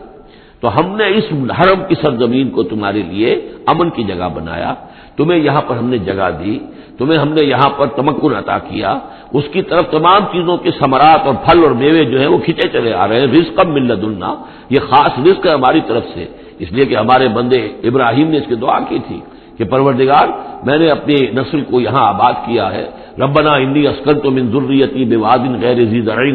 عند بیتک المحرم ربنا لیقیموا الصلاۃ فاجعل افئدۃ الناس تهوی الیہم وارزقهم من الثمرات، اب ان کو جو ہے میووں کی شکل میں رزق پہنچا، تو ہم پہنچا رہے ہیں، ولکن اکثرهم لا یعلمون، لیکن ان کی اکثریت علم نہیں رکھتی۔ وکم اہلکنا من قریۃ بطرت معیشتها، اور کتنی ہی بستیوں کو ہم نے ہلاک کیا ہے، کتنے ہی شہروں کو کہ جس کی معیشت جو ہے وہ بڑی اتراتی تھی اپنی معیشت پر، ہماری تجارت، ہمارا یہاں کا معاملہ، ہمارا یہاں کا معاشی نظام بڑا مستحکم ہے، ان کو اندر بڑی اس کے اندر جو ہے گھمنڈ پیدا ہو گیا تھا، لیکن یہ کہ پھر وہ بستیاں ہلاک ہو کر رہ گئی۔ فَتِلْكَ مَسَاكِنُهُمْ لَمْ تُسْكَنْ مِنْ بَعْدِهِمْ إِلَّا قَلِيلًا، تو دیکھ لو اب ان کے مسکن، ان کے کھنڈرات موجود ہیں کہ ان کے بعد اس میں رہنے والے نہیں ہوئے ان میں رہنے والے اس کے بعد مگر بہت تھوڑے سے۔ وَكُنَّا نَحْنُ الْوَارِثِينَ، اور ہم ہی ہوئے وارث، پوری زمین کے وارث تو ہم ہی ہیں۔ وَمَا كَانَ رَبُّكَ مُهْلِكَ الْقُرَىٰ، یہ وہ بات اب دوبارہ آ گئی جو سورہ بنی اسرائیل میں آئی تھی، وَمَا كُنَّا مُعَذِّبِينَ حَتَّىٰ نَبْعَثَ رَسُولًا،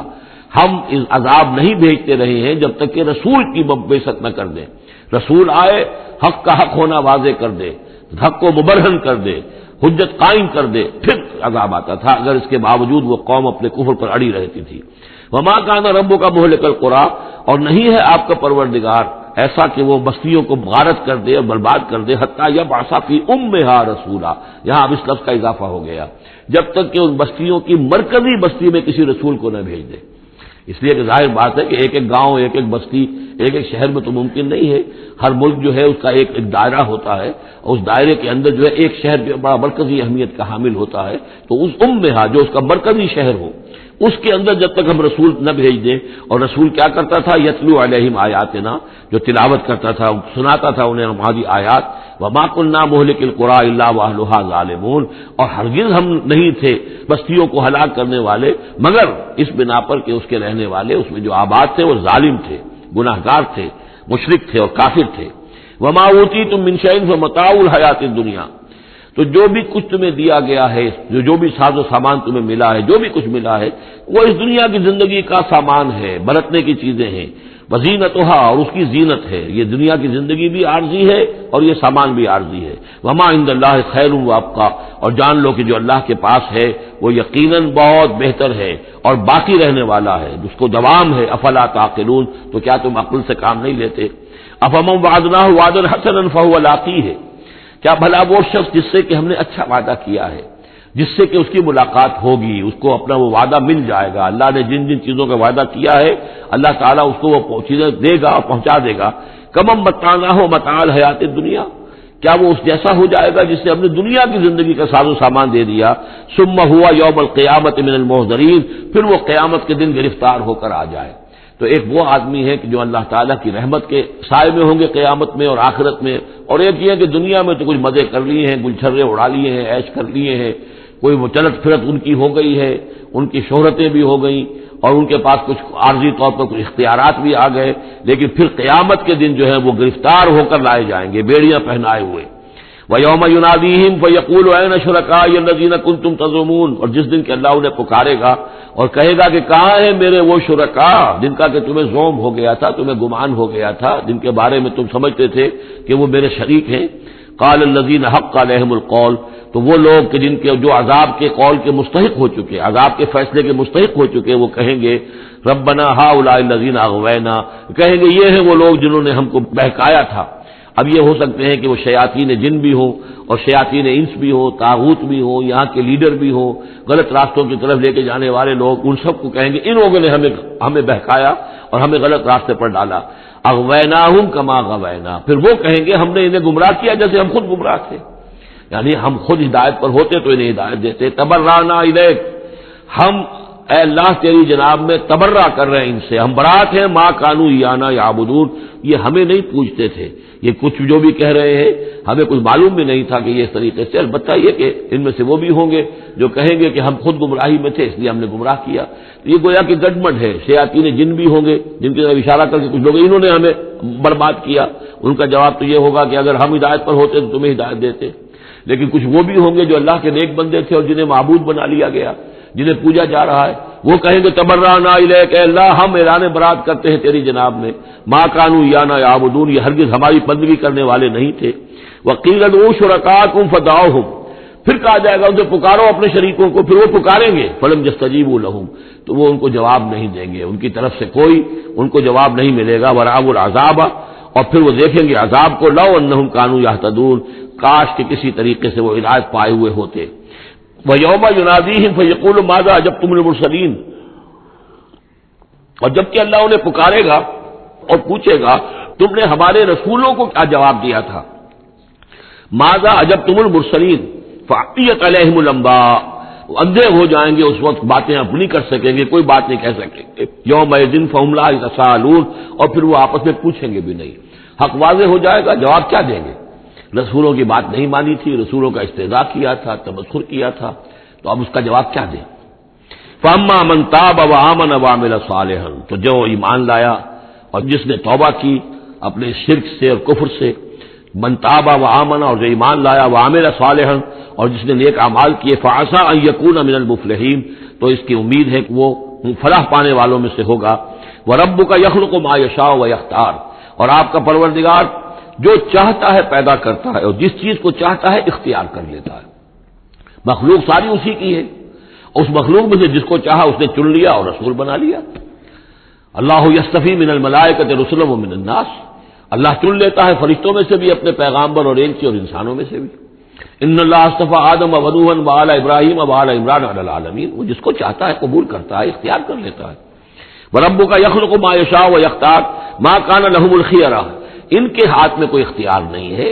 ان کے پاس کوئی آپشن نہیں ہے. سبحان اللہ و تعالی عما یشرکون، یہ تو اللہ تعالیٰ ہی ہے جو جس کی ذات بلند و بالا ہے، اور یہ تمام شرک جو یہ کر رہے ہیں ان تمام اوہام سے اور ان کے من گھڑت عقیدوں سے، وہ وراء الورا ہے، وراء الورا ہے، منزہ ہے، اعلیٰ ہے، عرفہ ہے. وَرَبُّكَ يَعْلَمُ مَا تُكِنُّ صُدُورُهُمْ وَمَا يُعْلِنُونَ، اور آپ کا رب خوب جانتا ہے جو کچھ کہ ان کے سینے چھپائے ہوئے ہیں اپنے اندر، جو بھی ان کے اندر ہے، یعنی اندر تو ان کے گواہی موجود ہے کہ یہ قرآن حق ہے، محمد حق ہے، یہ بات جو آ رہی ہے صحیح ہے، دل گواہی دے رہا ہے، لیکن اپنی ضد اور ہٹ درمی کی وجہ سے اسے چھپائے ہوئے ہیں. اپنے اس ایمان کو تو انہوں نے چھپا کر رکھا ہوا ہے اور ظاہر کر رہے ہیں، اعتراضات کر رہے ہیں، یہ کر رہے ہیں کیوں نہیں دیا گیا ویسا ہی جیسا کہ موسیٰ کو دیا گیا تھا، کیوں نہیں کوئی نشانی ان کو دی جاتی. وَرَبُّكَ يَعْلَمُ مَا تُكِنُّ صُدُورُهُمْ وَمَا يُعْلِنُونَ، اور آپ کا رب خوب جانتا ہے جو کچھ کہ ان کے سینے چھپائے ہوئے ہیں اپنے اندر اور جو کچھ کہ وہ ظاہر کر رہے ہیں. وَهُوَ اللَّهُ لَا إِلَٰهَ إِلَّا هُوَ، اور وہی ہے اللہ جس کے سوا کوئی الہ نہیں ہے. لَهُ الْحَمْدُ فِي الْأُولَىٰ وَالْآخِرَةِ، اسی کے لیے حمد ہے، تعریف ہے، دنیا میں بھی آخرہ میں بھی. یہاں آخرت کے مقابلے میں اولا، پہلی زندگی ہماری یہ زندگی دنیا کی ہے، آخرہ وہ ہماری پچھلی زندگی ہے. لہ الحمد فی الاولی والآخرہ، اسی کے لیے حمد ہے، تعریف ہے، ثنا ہے، دنیا میں بھی اور آخرت میں بھی. وَلَهُ الْحُکْمُ، اسی کے لیے حکم ہے، حاکمیت اسی کی ہے، حکم دینے کا اختیار اسی کو حاصل ہے، حلال اور حرام کا اسی کے پاس اختیار ہے کہ جس شے کو چاہے وہ حلال قرار دے اور جس شے کو چاہے حرام قرار دے. وَإِلَيْهِ تُرْجَعُونَ، اور اسی کی طرف تمہیں لوٹ کر جانا ہے. قُلْ أَرَأَيْتُمْ إِنْ جَعَلَ اللَّهُ عَلَيْكُمُ اللَّيْلَ سَرْمَدًا، کہیے ان سے کہ ذرا سوچا تم نے کبھی اگر اللہ تعالیٰ تم پر رات کر دے ہمیشہ کے لیے، رات ہی رات رہے، الی یوم القیامہ، قیامت کے دن تک. من الہ غیر اللہ یاتیکم بضیاء،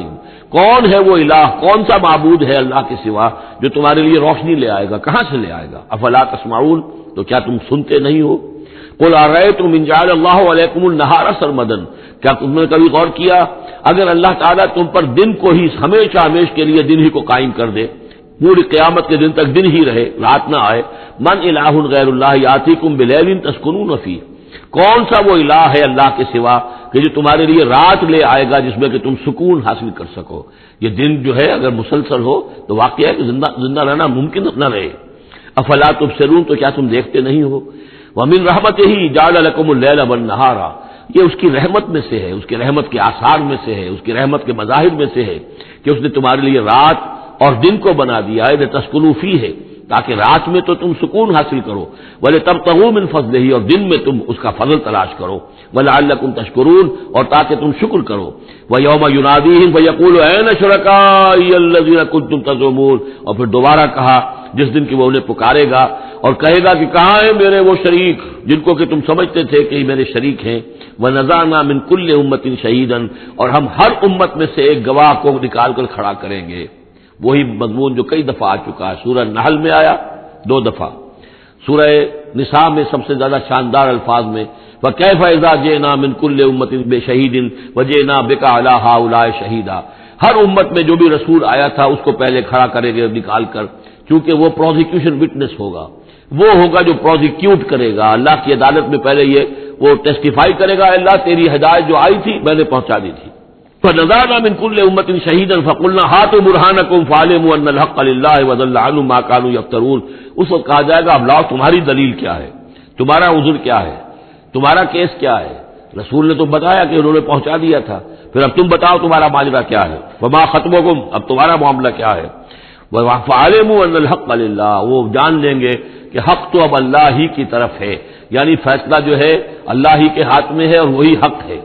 گویا کہ ہمارے اوپر ہم مستحق ہو چکے ہیں اللہ کے عذاب کے، ہم پر اللہ کی طرف سے گویا کہ اتمام ہو چکا ہے. وَضَلَّ عَنْهُمْ مَا كَانُوا يَفْتَرُونَ، اور گم ہو جائے گا ان سے وہ جو افتراء انہوں نے کیا تھا، جو انہوں نے گھڑ لیے تھے خیالات، جن کو سمجھتے تھے کہ یہ ہمارے معبود جو ہیں اللہ تعالیٰ کے ہاں ہمیں بچا لیں گے، وہ سب کے سب گم ہو جائیں گے. جب آنکھ کھلی گل کی تو موسم تھا خزاں کا، سب کے سب جو ہیں وہ ان کے ہاتھوں کے طوطے اڑ جائیں گے. ان قارون کان من قوم موسیٰ فبغى علیہم وآتیناہ من الکنوز ما ان مفاتحہ لتنوء بعصبۃ اولی القوة اذ قال له قومه لا تفرح ان اللہ لا يحب الفرحین. وابتغ فیما آتاک اللہ الدار الآخرۃ ولا تنس نصیبک من الدنیا واحسن کما احسن اللہ الیک وَأَحْسِن كَمَا أَحْسَنَ اللَّهُ إِلَيْكَ وَلَا تَبْغِ الْفَسَادَ فِي الْأَرْضِ إِنَّ اللَّهَ لَا يُحِبُّ الْمُفْسِدِينَ صدق اللہ العظیم۔ اس سے پہلے کہ ہم سورہ قصص کے جو بقیہ دو رکوع رہ گئے ہیں ان کا ترجمہ کریں، ایک بات کی وضاحت ضروری ہے۔ میں نے کل عرض کیا تھا کہ حضرت موسیٰ علیہ السلام اور مدین کے اس بزرگ کے درمیان جو معاملہ ہوا تھا کہ انہوں نے اپنی بیٹی کے نکاح کے عوض حضرت موسیٰ سے یہ چاہا کہ وہ 8 سال تک ان کی خدمت کریں، تو اس کے ساتھ ہی میں نے یہ کہہ دیا تھا کہ ہمارے ہاں بھی پختونوں میں، پٹھانوں میں یہ رواج ہے کہ وہ بیٹی جب دیتے ہیں تو کچھ رقم لیتے ہیں، اور وہ جو مہر جو ہے وہ بیٹی کے حق کو نہیں بلکہ خود وہ والدین رکھ لیتے ہیں، والد رکھ لیتا ہے۔ تو ہمارے ایک ساتھی نے اس کی طرف توجہ دلائی ہے کہ یہ بات آپ کے علم میں ہونی چاہیے کہ یہ سارے پٹھانوں کا نہیں ہے، بلکہ باجوڑ ایجنسی یا پھر افغانستان کے کچھ لوگ جن کو ہماری اکثریت جو ہے بہت بری نظر سے دیکھتی ہے، بلکہ اکثر وہ آپس میں ایک دوسرے کے ساتھ رشتہ کرنے پر مجبور ہوتے ہیں، یعنی تبادلہ، جس سے کہ حدیث میں روکا گیا ہے۔ یہ واقعہ ہے کہ یہ چیزیں جو ہیں میں سمجھتا ہوں کہ اس میں یہ وضاحت ہو گئی ہے تو اچھا ہے کہ اس سب کا معاملہ نہیں ہے۔ ویسے اس کو اصولاً یہ سمجھ لیجئے کہ یہ معاملہ اصل میں کچھ تمدن کی سطح سے متعلق ہے اور کچھ معاشی جو نظام ہوتا ہے کسی معاشرے میں قائم اس سے متعلق ہے۔ آپ کو معلوم ہے کہ ڈیمانڈ اینڈ سپلائی کا معاملہ جو ہے معاش کے میدان میں بڑی بنیادی اہمیت کا حامل ہے۔ اگر کسی کوموڈٹی کی، کسی جنس کی ڈیمانڈ زیادہ ہو، سپلائی کم ہو، قیمت بڑھ جائے گی، اور سپلائی زیادہ ہے، ڈیمانڈ کم ہے، قیمت گھٹ جائے گی۔ تو اکثر و بیشتر یہ ہوتا ہے کہ جو معاشرے ابھی تمدنی اعتبار سے ذرا پسماندہ ہوتے ہیں، دنیا انہیں سمجھتی ہے غیر مہذب، لیکن وہ زیادہ مہذب ہوتے ہیں مہذب لوگوں کے مقابلے میں۔ ان کے ہاں انسانی کردار زیادہ ہوتا ہے، سچ بولنے کا معاملہ، ایفاء عہد کا معاملہ، زبان دے دی ہے تو اب پیچھے نہیں ہٹنا ہے، اور یہ کہ مہمان آیا ہے تو چاہے خود بھوکے رہ لینا ہے، اس کو کھلانا ہے۔ یہ جو ابھی جو لوگ مہذب نہیں ہوئے ہوتے، اس معنی میں کہہ رہا ہوں جس معنی میں کہ آج کے لیے لفظ استعمال ہوتا ہے، جو ابھی گویا کہ تمدنی ارتقاء کے نچلے مراحل میں ہوتے ہیں، ان میں یہ چیزیں آپ کو زیادہ ملیں گی۔ اور دوسری بات یہ ملے گی کہ ان میں مردوں کی تعداد زیادہ ہوتی ہے، عورتوں کی تعداد بہت کم ہوتی ہے۔ اب ظاہر بات ہے جب عورتوں کی تعداد کم ہوتی ہے تو اب ان کے لیے معاملہ وہی بن جاتا ہے کہ رشتوں کا، جیسا کہ پھر جب کسی ملک، کسی معاشرے میں جب تہذیب آ جاتی ہے، جس کو ہم جدید معنی میں تہذیب کہتے ہیں، شہریت آ گئی، شہروں میں رہنے لگے، وہ تہذیب، تعلیم بڑھ گئی، اب آپ دیکھیں گے کہ مرد بالعموم ویسے بھی کمزور ہو جاتے ہیں، ان کے قوا اس طرح کے تو نہیں رہتے جیسے کہ اس معاشرے میں ہوتے ہیں جو ابھی قبائلی دور میں ہے، یا کہیں کسی پہاڑی علاقے میں رہ رہے ہیں یا صحرائی علاقے میں رہ رہے ہیں۔ اور یہ کہ مردوں کی تعداد پھر کم ہوتی جاتی ہے، عورتوں کی بڑھ جاتی ہے۔ جس معاشرے میں عورتوں کی تعداد بڑھ جاتی ہے اس میں پھر جو لڑکیوں کے والدین ہیں انہیں لڑکے خریدنے پڑتے ہیں۔ یہ جو آپ کو معلوم ہے کہ اتنے اگر تم دو گے، جہیز دو گے تب ہم تمہاری لڑکی سے شادی کریں گے، موٹر کار دو، کوٹھی دو، فلاں دو، یہ دو، کہیں باہر بھجوا دو۔ یہ کیا ہے؟ اسی لیے ہے کہ جہاں لڑکیاں زیادہ ہو گئیں تو لڑکیوں کے والدین کو اپنی بچیوں کے لیے رشتے خریدنے پڑتے ہیں، اور جہاں پر اس طریقے سے اس کے برعکس ہو، لڑکیاں کم ہوں اور لڑکے زیادہ ہوں، وہاں ظاہر بات ہے کہ لڑکی کی قیمت خود بخود ہو جائے گی۔ تو یہ گویا کہ پسماندہ معاشرے کا معاملہ ہے۔ باقی اسلام نے جو شکل کی، اللہ کرے کہ ہم سب مسلمان اسی کو صحیح طور پر اختیار کر لیں۔ باقی جو ہمارے اس رفیق نے یہ وضاحت کی ہے وہ میں نے آپ کو سنا دی ہے۔ اب آگے چلیے، سورہ قصص کے آخری یہ 2 رکوع ہیں، جن میں سے پہلے رکوع میں ایک کردار کا ذکر ہو رہا ہے، قارون، اور میں آپ کو بتا چکا ہوں کہ یہ کردار جو ہے اسے بھی ایک فرد نہ سمجھیے، بلکہ یہ کہ جو بھی کوئی حکمران قوم ہوتی ہے وہ اپنی غلام قوم کے اندر اس طرح کے کردار باقاعدہ پیدا کرتی ہے، جس کو کہ کہا تھا ملکہ سبا نے کہ ان الملوک اذا دخلوا قریۃ جعلوا عزت اہلھا اذلہ، اور اس کا ایک نتیجہ یہ نکلتا ہے کہ جو گھٹیا لوگ ہوتے ہیں، بے غیرت لوگ ہوتے ہیں، اپنی قوم کے ساتھ غداری کرتے ہیں، انہیں پھر وہاں خطابات دیے جاتے ہیں، نوازا جاتا ہے، ان کے اونچے منصب ہوتے ہیں، آنریڈی مجسٹریٹ بنا دیے گئے ہیں، فلاں ہو گئے ہیں۔ یہ سب کون تھے؟ یہ انگریزوں نے در حقیقت ہندوستان میں اپنی جو حکومت کو مضبوط کرنے کے لیے یہ ایک طبقہ جو ہے ہندوستانیوں میں سے ڈیولپ کیا تھا، اس طبقے کا یہ کردار ہے قارون۔ اچھا، اس قسم کے لوگوں کو پھر انگریز بڑے بڑے ٹھیکے دیتے تھے۔ اب آرمی کے سپلائی کے ٹھیکے ہیں تو بڑے بڑے ٹھیکیدار یہی ہوتے تھے، انہیں کے پاس سرمایہ ہو جاتے تھے۔ یہ ساری چیزیں جو ہے ایک دوسرے سے ملی جلی ہوئی ہیں۔ اسی طرح کا ایک شخص جو ہے یہ قارون تھا اسرائیلی، اور نہ صرف اسرائیلی، حضرت موسیٰ علیہ السلام کا سگا چچا زاد بھائی، فرسٹ کزن، لیکن یہ کہ یہ حکومت کے ساتھ فرعون کے دربار میں اس کی رسائی تھی، وہاں اس کی پذیرائی تھی اور وہاں سے اس کو مراعات ملتی تھی۔ اس نے اتنی دولت سمیٹ لی تھی، جیسے ہمارے ہاں بھی بعض اب جو سیاسی کردار ہیں وہ گویا کہ علامتی بن گئے دولت سمیٹنے میں، تو بے تحاشا دولت اس نے جمع کر لی تھی۔ اب اس کا کردار سامنے آ رہا ہے۔ ان قارون کان من قوم موسیٰ، یقیناً قارون جو ہے وہ موسیٰ کی قوم ہی سے تھا۔ تورات میں اس کا نام قورہ آیا ہے، یعنی قارون کے بجائے قورہ، یہ کوئی تلفظ کا فرق ہو سکتا ہے۔ فبغى علیہم،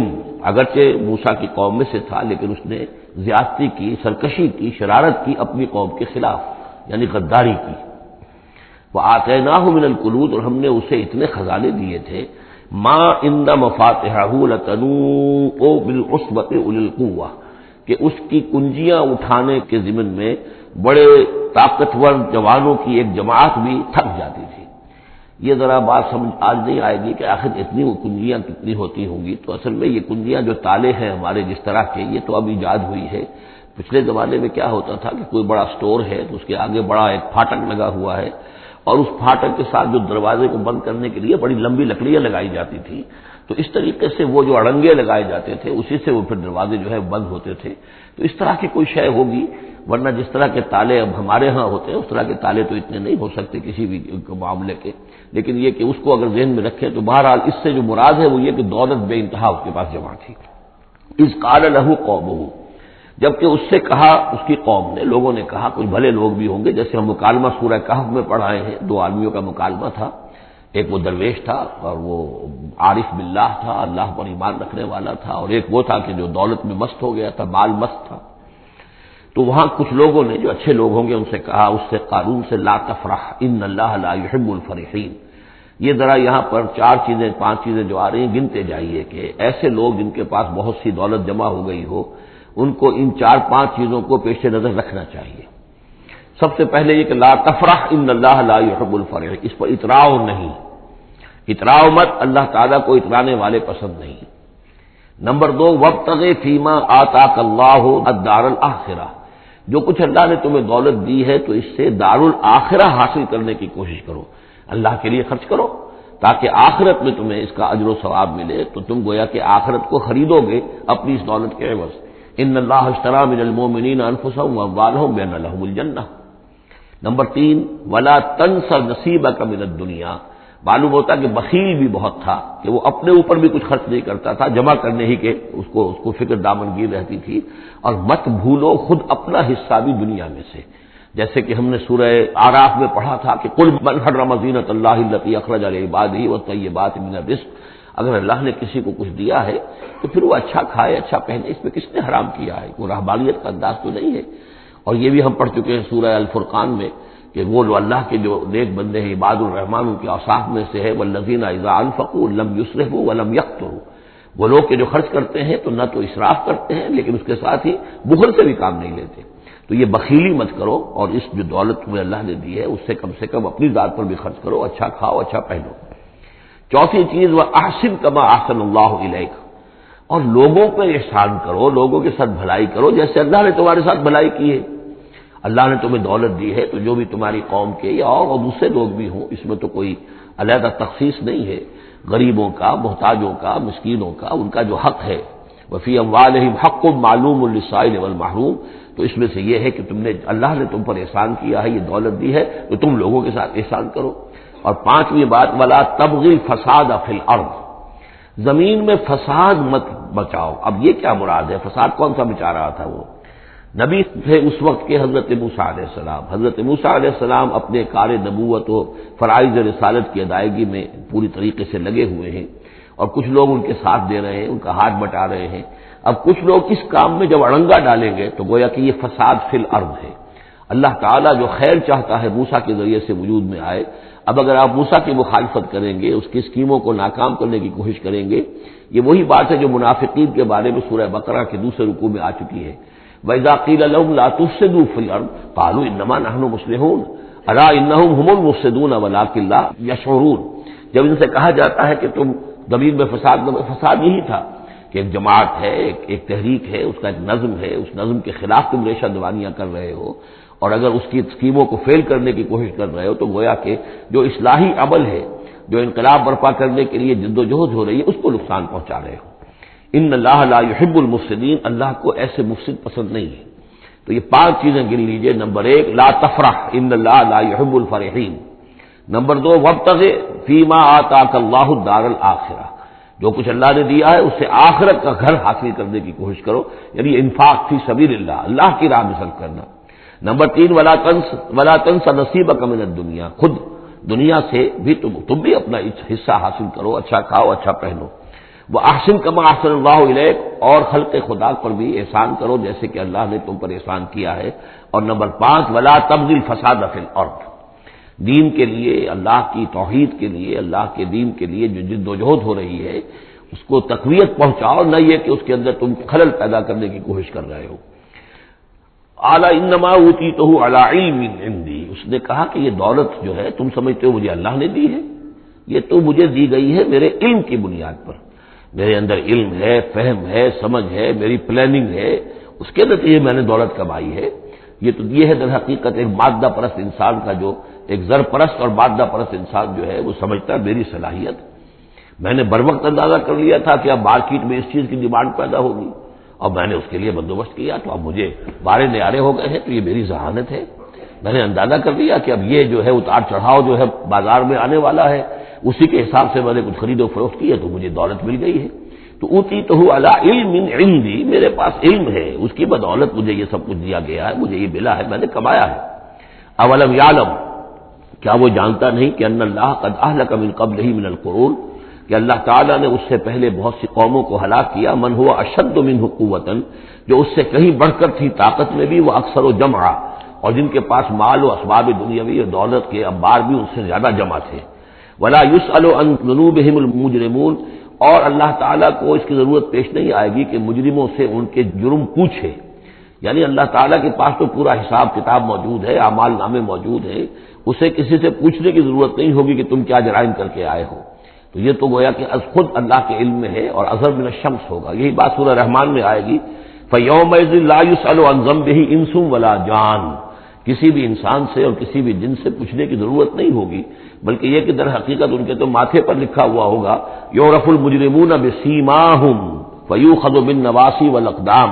مجرم تو اپنے پیشانیوں سے پہچان لیے جائیں گے، اور یہ کہ پھر ان کو سر کے بالوں سے اور ادھر سے قدموں سے دو طرف سے پکڑ کر، ادھر سے سر کے بال اور ادھر سے پاؤں پکڑ کر اور ٹاس کر دیا جائے گا جہنم کے اندر۔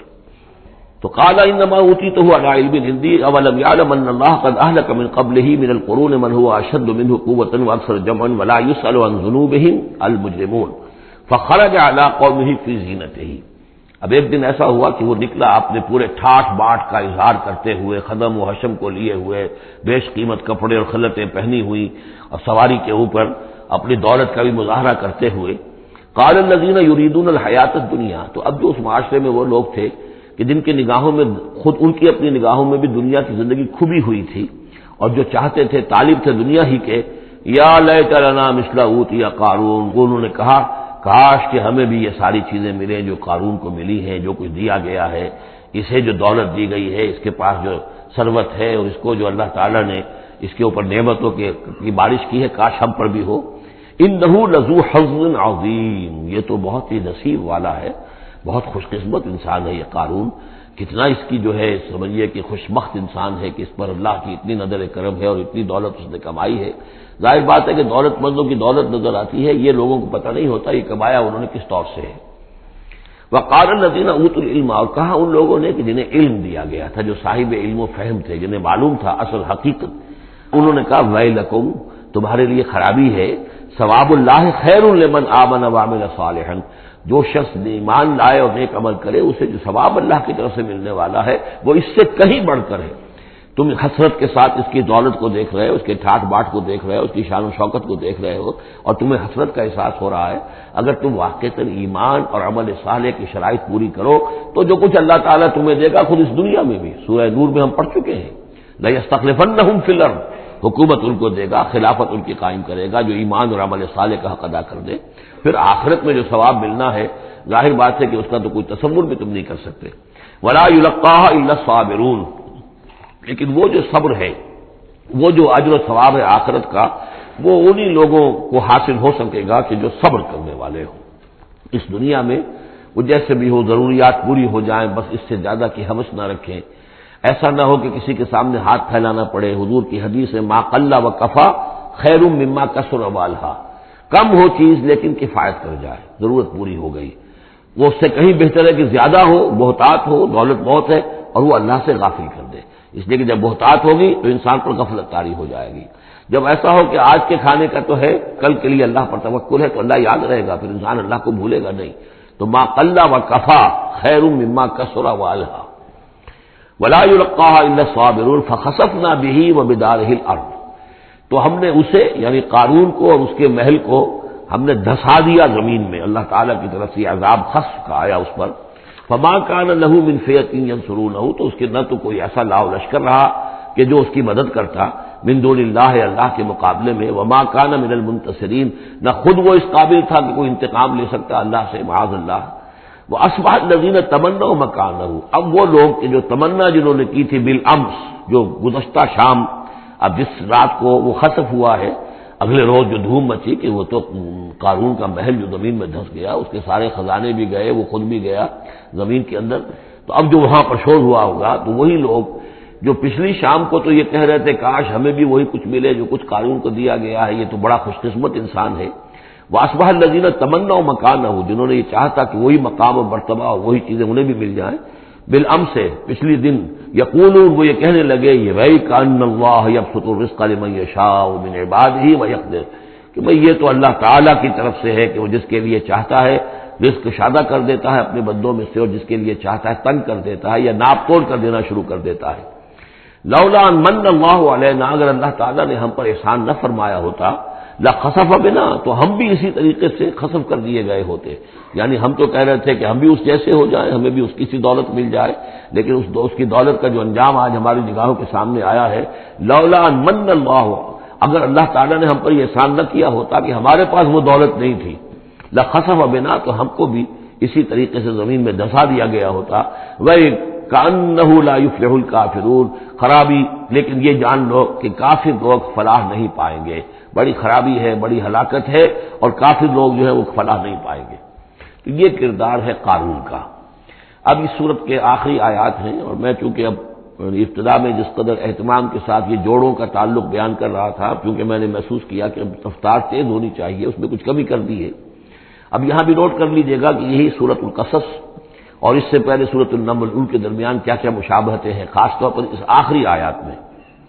فرمایا تلک الدار الآخرۃ نجعلها للذین لا یریدون علوا فی الارض ولا فسادا، یہ جو آخرت کا گھر ہے یہ ہم نے ریزرو کیا ہے ان لوگوں کے لیے کہ جو زمین میں اپنی بڑائی، اپنا اقتدار نہیں چاہتے، اپنی بلندی نہیں چاہتے اور نہ فساد چاہتے،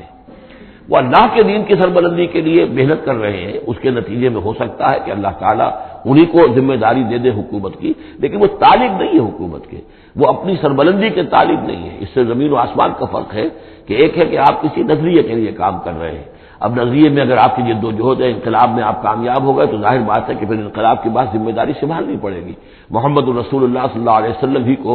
مدینے کی اس چھوٹی سی شہری ریاست جو وجود میں آئی تھی، آخر اس کی ذمہ داری سنبھالنی پڑی، حالانکہ آپ خدا نہ خواستہ کوئی اقتدار کے طالب یا اقتدار کے بھوکے تو نہیں ہو سکتے تھے، لیکن یہ ہے کہ طلب جو ہے وہ اللہ جانتا ہے دل میں کس کے طلب ہے۔ اگر کوئی ذاتی طور پر اقتدار کا خواہاں ہے، اب چاہتا ہے کہ میرا نام اونچا ہو جائے اور مجھے اختیار مل جائے اور میرا اقتدار ہو، تو وہ شخص اللہ تعالیٰ کے ہاں ڈسکوالیفائی ہو جاتا ہے، یہ پھر اللہ کے گھر کے لیے نہیں ہے۔ اللہ کا گھر جو ہے تلک الدار الآخرہ، یہ تو ہم نے رکھا ہوا ہے خاص طور پر مخصوص کر کے، ریزرو کر کے، للذین لا یریدون علوا فی الارض، جو زمین میں اپنے اقتدار کے خواہاں نہیں ہیں، ولا فسادہ، نہ زمین میں فساد بچانا چاہتے ہیں، والعاقبۃ للمتقین، اور عاقبت یعنی پچھلا گھر جو ہے، عاقبت کی پچھلی زندگی جو ہے یقیناً یہ اہل تقویٰ کے لیے، اس کی بھلائیاں، اس کے محاسن، اس کا عیش اور آرام وہ اللہ تعالیٰ نے اپنے متقی بندوں کے لیے خاص کیا ہے۔ من جاء بالحسنۃ فلہ خیر منہا، یہ آیت میں آئی ہے سورہ نمل کے بھی آخری حصے میں، جو کوئی شخص کوئی نیکی لے کر آئے گا تو اسے بدلہ ملے گا اس سے بہتر۔ ومن جاء بالسیئۃ، اور جو کوئی بدی لے کر آئے گا فلا یجزی الذین عملوا السیئات الا ما كانوا یعملون، تو وہ لوگ کہ جو ان برائیوں کا ارتکاب کر رہے ہیں انہیں بدلہ نہیں دیا جائے گا مگر وہی جو کچھ کہ وہ کر کے لائے۔ مطلب یہ کہ اللہ تعالیٰ کی طرف سے اضافہ نہیں ہوگا، جتنے جرم کیے ہیں اتنی ہی سزا، لیکن اہل ایمان اور اہل صلاح جو ہیں ان کی نیکیوں میں اللہ تعالیٰ 10 گنا دے، 700 گنا دے، اس سے بھی بڑھا دے، یضاعف لمن یشاء، تو یہ اللہ تعالیٰ کی مرضی ہے، جتنا چاہتا ہے دیتا، خیر منہا، بہرحال جو کچھ کر کے لے جاؤ گے اس سے بہتر ملے گا۔ لا یجزی الذین عملوا السیئات الا ما كانوا یعملون، انہیں وہی کچھ ملے گا جو کچھ کہ وہ عمل کر کے لائے تھے۔ ان الذی فرض علیک القرآن لرادک الی معاد، سورہ نمل میں آیا تھا کہ مجھے وَأُمِرْتُ أَنْ أَتْلُوَ الْقُرْآنَ، مجھے تو حکم دیا گیا میں قرآن سناتا رہوں، قرآن پڑھ کر تمہارے سامنے، قرآن کے ذریعے سے انذار اور تبشیر اور قرآن کی تبلیغ اور قرآن کے ذریعے سے تذکیر اور قرآن کے ذریعے سے تمہارے جو نفسیاتی اور روحانی روگ ہیں ان کی شفا کے لیے میں کوشش کرتا رہوں، میرا کام تو یہ ہے۔ ان اتلو القرآن، مجھے حکم دیا گیا میں قرآن کی تلاوت کرتا رہوں، تلاوت پڑھ کر قرآن کو میں سناتا رہوں۔ اب یہاں اسی کو تعبیر کیا، ان الذی فرض علیک القرآن، اے نبی جس ہستی نے آپ پر اس قرآن کی ذمہ داری ڈال دی ہے، اس کی تبلیغ آپ کے لیے فرض تھی، جیسے کہ ہم سورہ مائدہ میں آج پڑھا ہے، یا ایھا الرسول بلغ ما انزل الیک من ربک وان لم تفعل فما بلغت رسالتہ، اس قرآن کی تبلیغ کرنا آپ پر فرض ہے۔ اور جیسا کہ میں آپ کو بتا چکا ہوں، پھر آپ نے امت کے حوالے کر دی کہ اب امت کے فرض ہے، فَلْيُبَلِّغِ الشَّاهِدُ الْغَائِبَ، فَلْيُبَلِّغ یہ فعل امر ہے، اب لازم ہے کہ وہ پہنچائیں جو یہاں ہے ان کو، جو یہاں نہیں ہے۔ اس طریقے سے یوں سمجھیے کہ ایک سلسلہ جو ہے وہ شروع کر دیا گیا، لیکن یہاں فرمایا جا رہا ہے نبی ان الذی فرض علیک القرآن، جس ہستی نے آپ پر یہ قرآن فرض کیا ہے، جس ہستی نے آپ پر قرآن کی ذمہ داری عائد کی ہے، یہی ذمہ داری اصل میں پھر جو ہم میں سے ہر ایک پر آتی ہے وہی ہے جو میرے کتابچے میں نے وضاحت کے ساتھ بیان کی ہے کہ وہ 5 ذمہ داریاں ہیں۔ اللہ قرآن پر ایمان جیسا کہ ایمان کا حق ہے، قرآن کی تلاوت جیسے کہ تلاوت کا حق ہے، قرآن کو سمجھنا جیسے کہ سمجھنے کا حق ہے، قرآن پر عمل جیسے کہ عمل کا حق ہے، پھر قرآن کی تبلیغ، قرآن کو عام کرنا۔ ان الذی فرض علیک القرآن رادک الی معاد، وہ یقین آپ کو لوٹا لے جائے گی، وہ ہستی، وہ اللہ جس نے آپ پر یہ قرآن کی ذمہ داری ڈالی ہے، تبلیغ قرآن کا فریضہ آپ کے کاندھوں پر رکھا ہے، وہ یقیناً آپ کو پہنچائے گا بہت اچھی جگہ لوٹنے کی۔ معاد عاد یعود سے اس میں ظرف ہے، لوٹنے کی جگہ۔ اب معاد سے مراد آخرت عام طور پر ہے، ایمان بالرسالت، ایمان باللہ، ایمان بالمعاد، ایمان بالآخرہ کو ایمان بالمعاد بھی کہا جاتا ہے۔ لیکن اس کے بارے میں بعض روایات ایسی ملتی ہیں کہ اس کا شان نزول یہ ہے کہ حضور صلی اللہ علیہ وسلم جب ہجرت کے سفر پر نکلے ہیں مکے سے، تو جو عام راستہ تھا اس سے ہٹ کر آپ نے، چونکہ اندیشہ تھا اور واقعہ تھا کہ تعاقب ہو رہا تھا، تلاش کیا جا رہا تھا، 3 دن رات تو آپ غار ثور میں روپوش رہے، پھر آپ نے ایک بڑا ہی سخت راستہ اختیار کیا تھا کہ جو پہاڑی راستہ تھا جو گزر رہا تھا، جس پر کہ کوئی انسان جاتا نہیں تھا،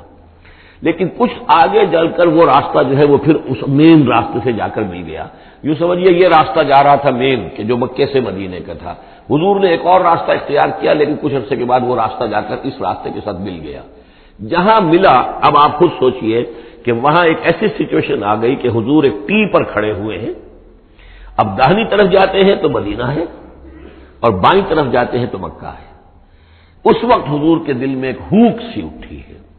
اس لیے کہ جب آپ مکے سے روانہ ہوئے تھے تب بھی روایات میں آیا ہے کہ آپ کعبے سے لپٹ کر آپ نے یہ کہا تھا کہ اے بیت اللہ مجھے تجھ سے بڑی محبت ہے، لیکن میں کیا کروں، یہاں کے لوگ مجھے یہاں رہنے نہیں دے رہے۔ تو گویا کہ کعبے سے یہ جدائی تو آپ پر شاق گزر رہی تھی۔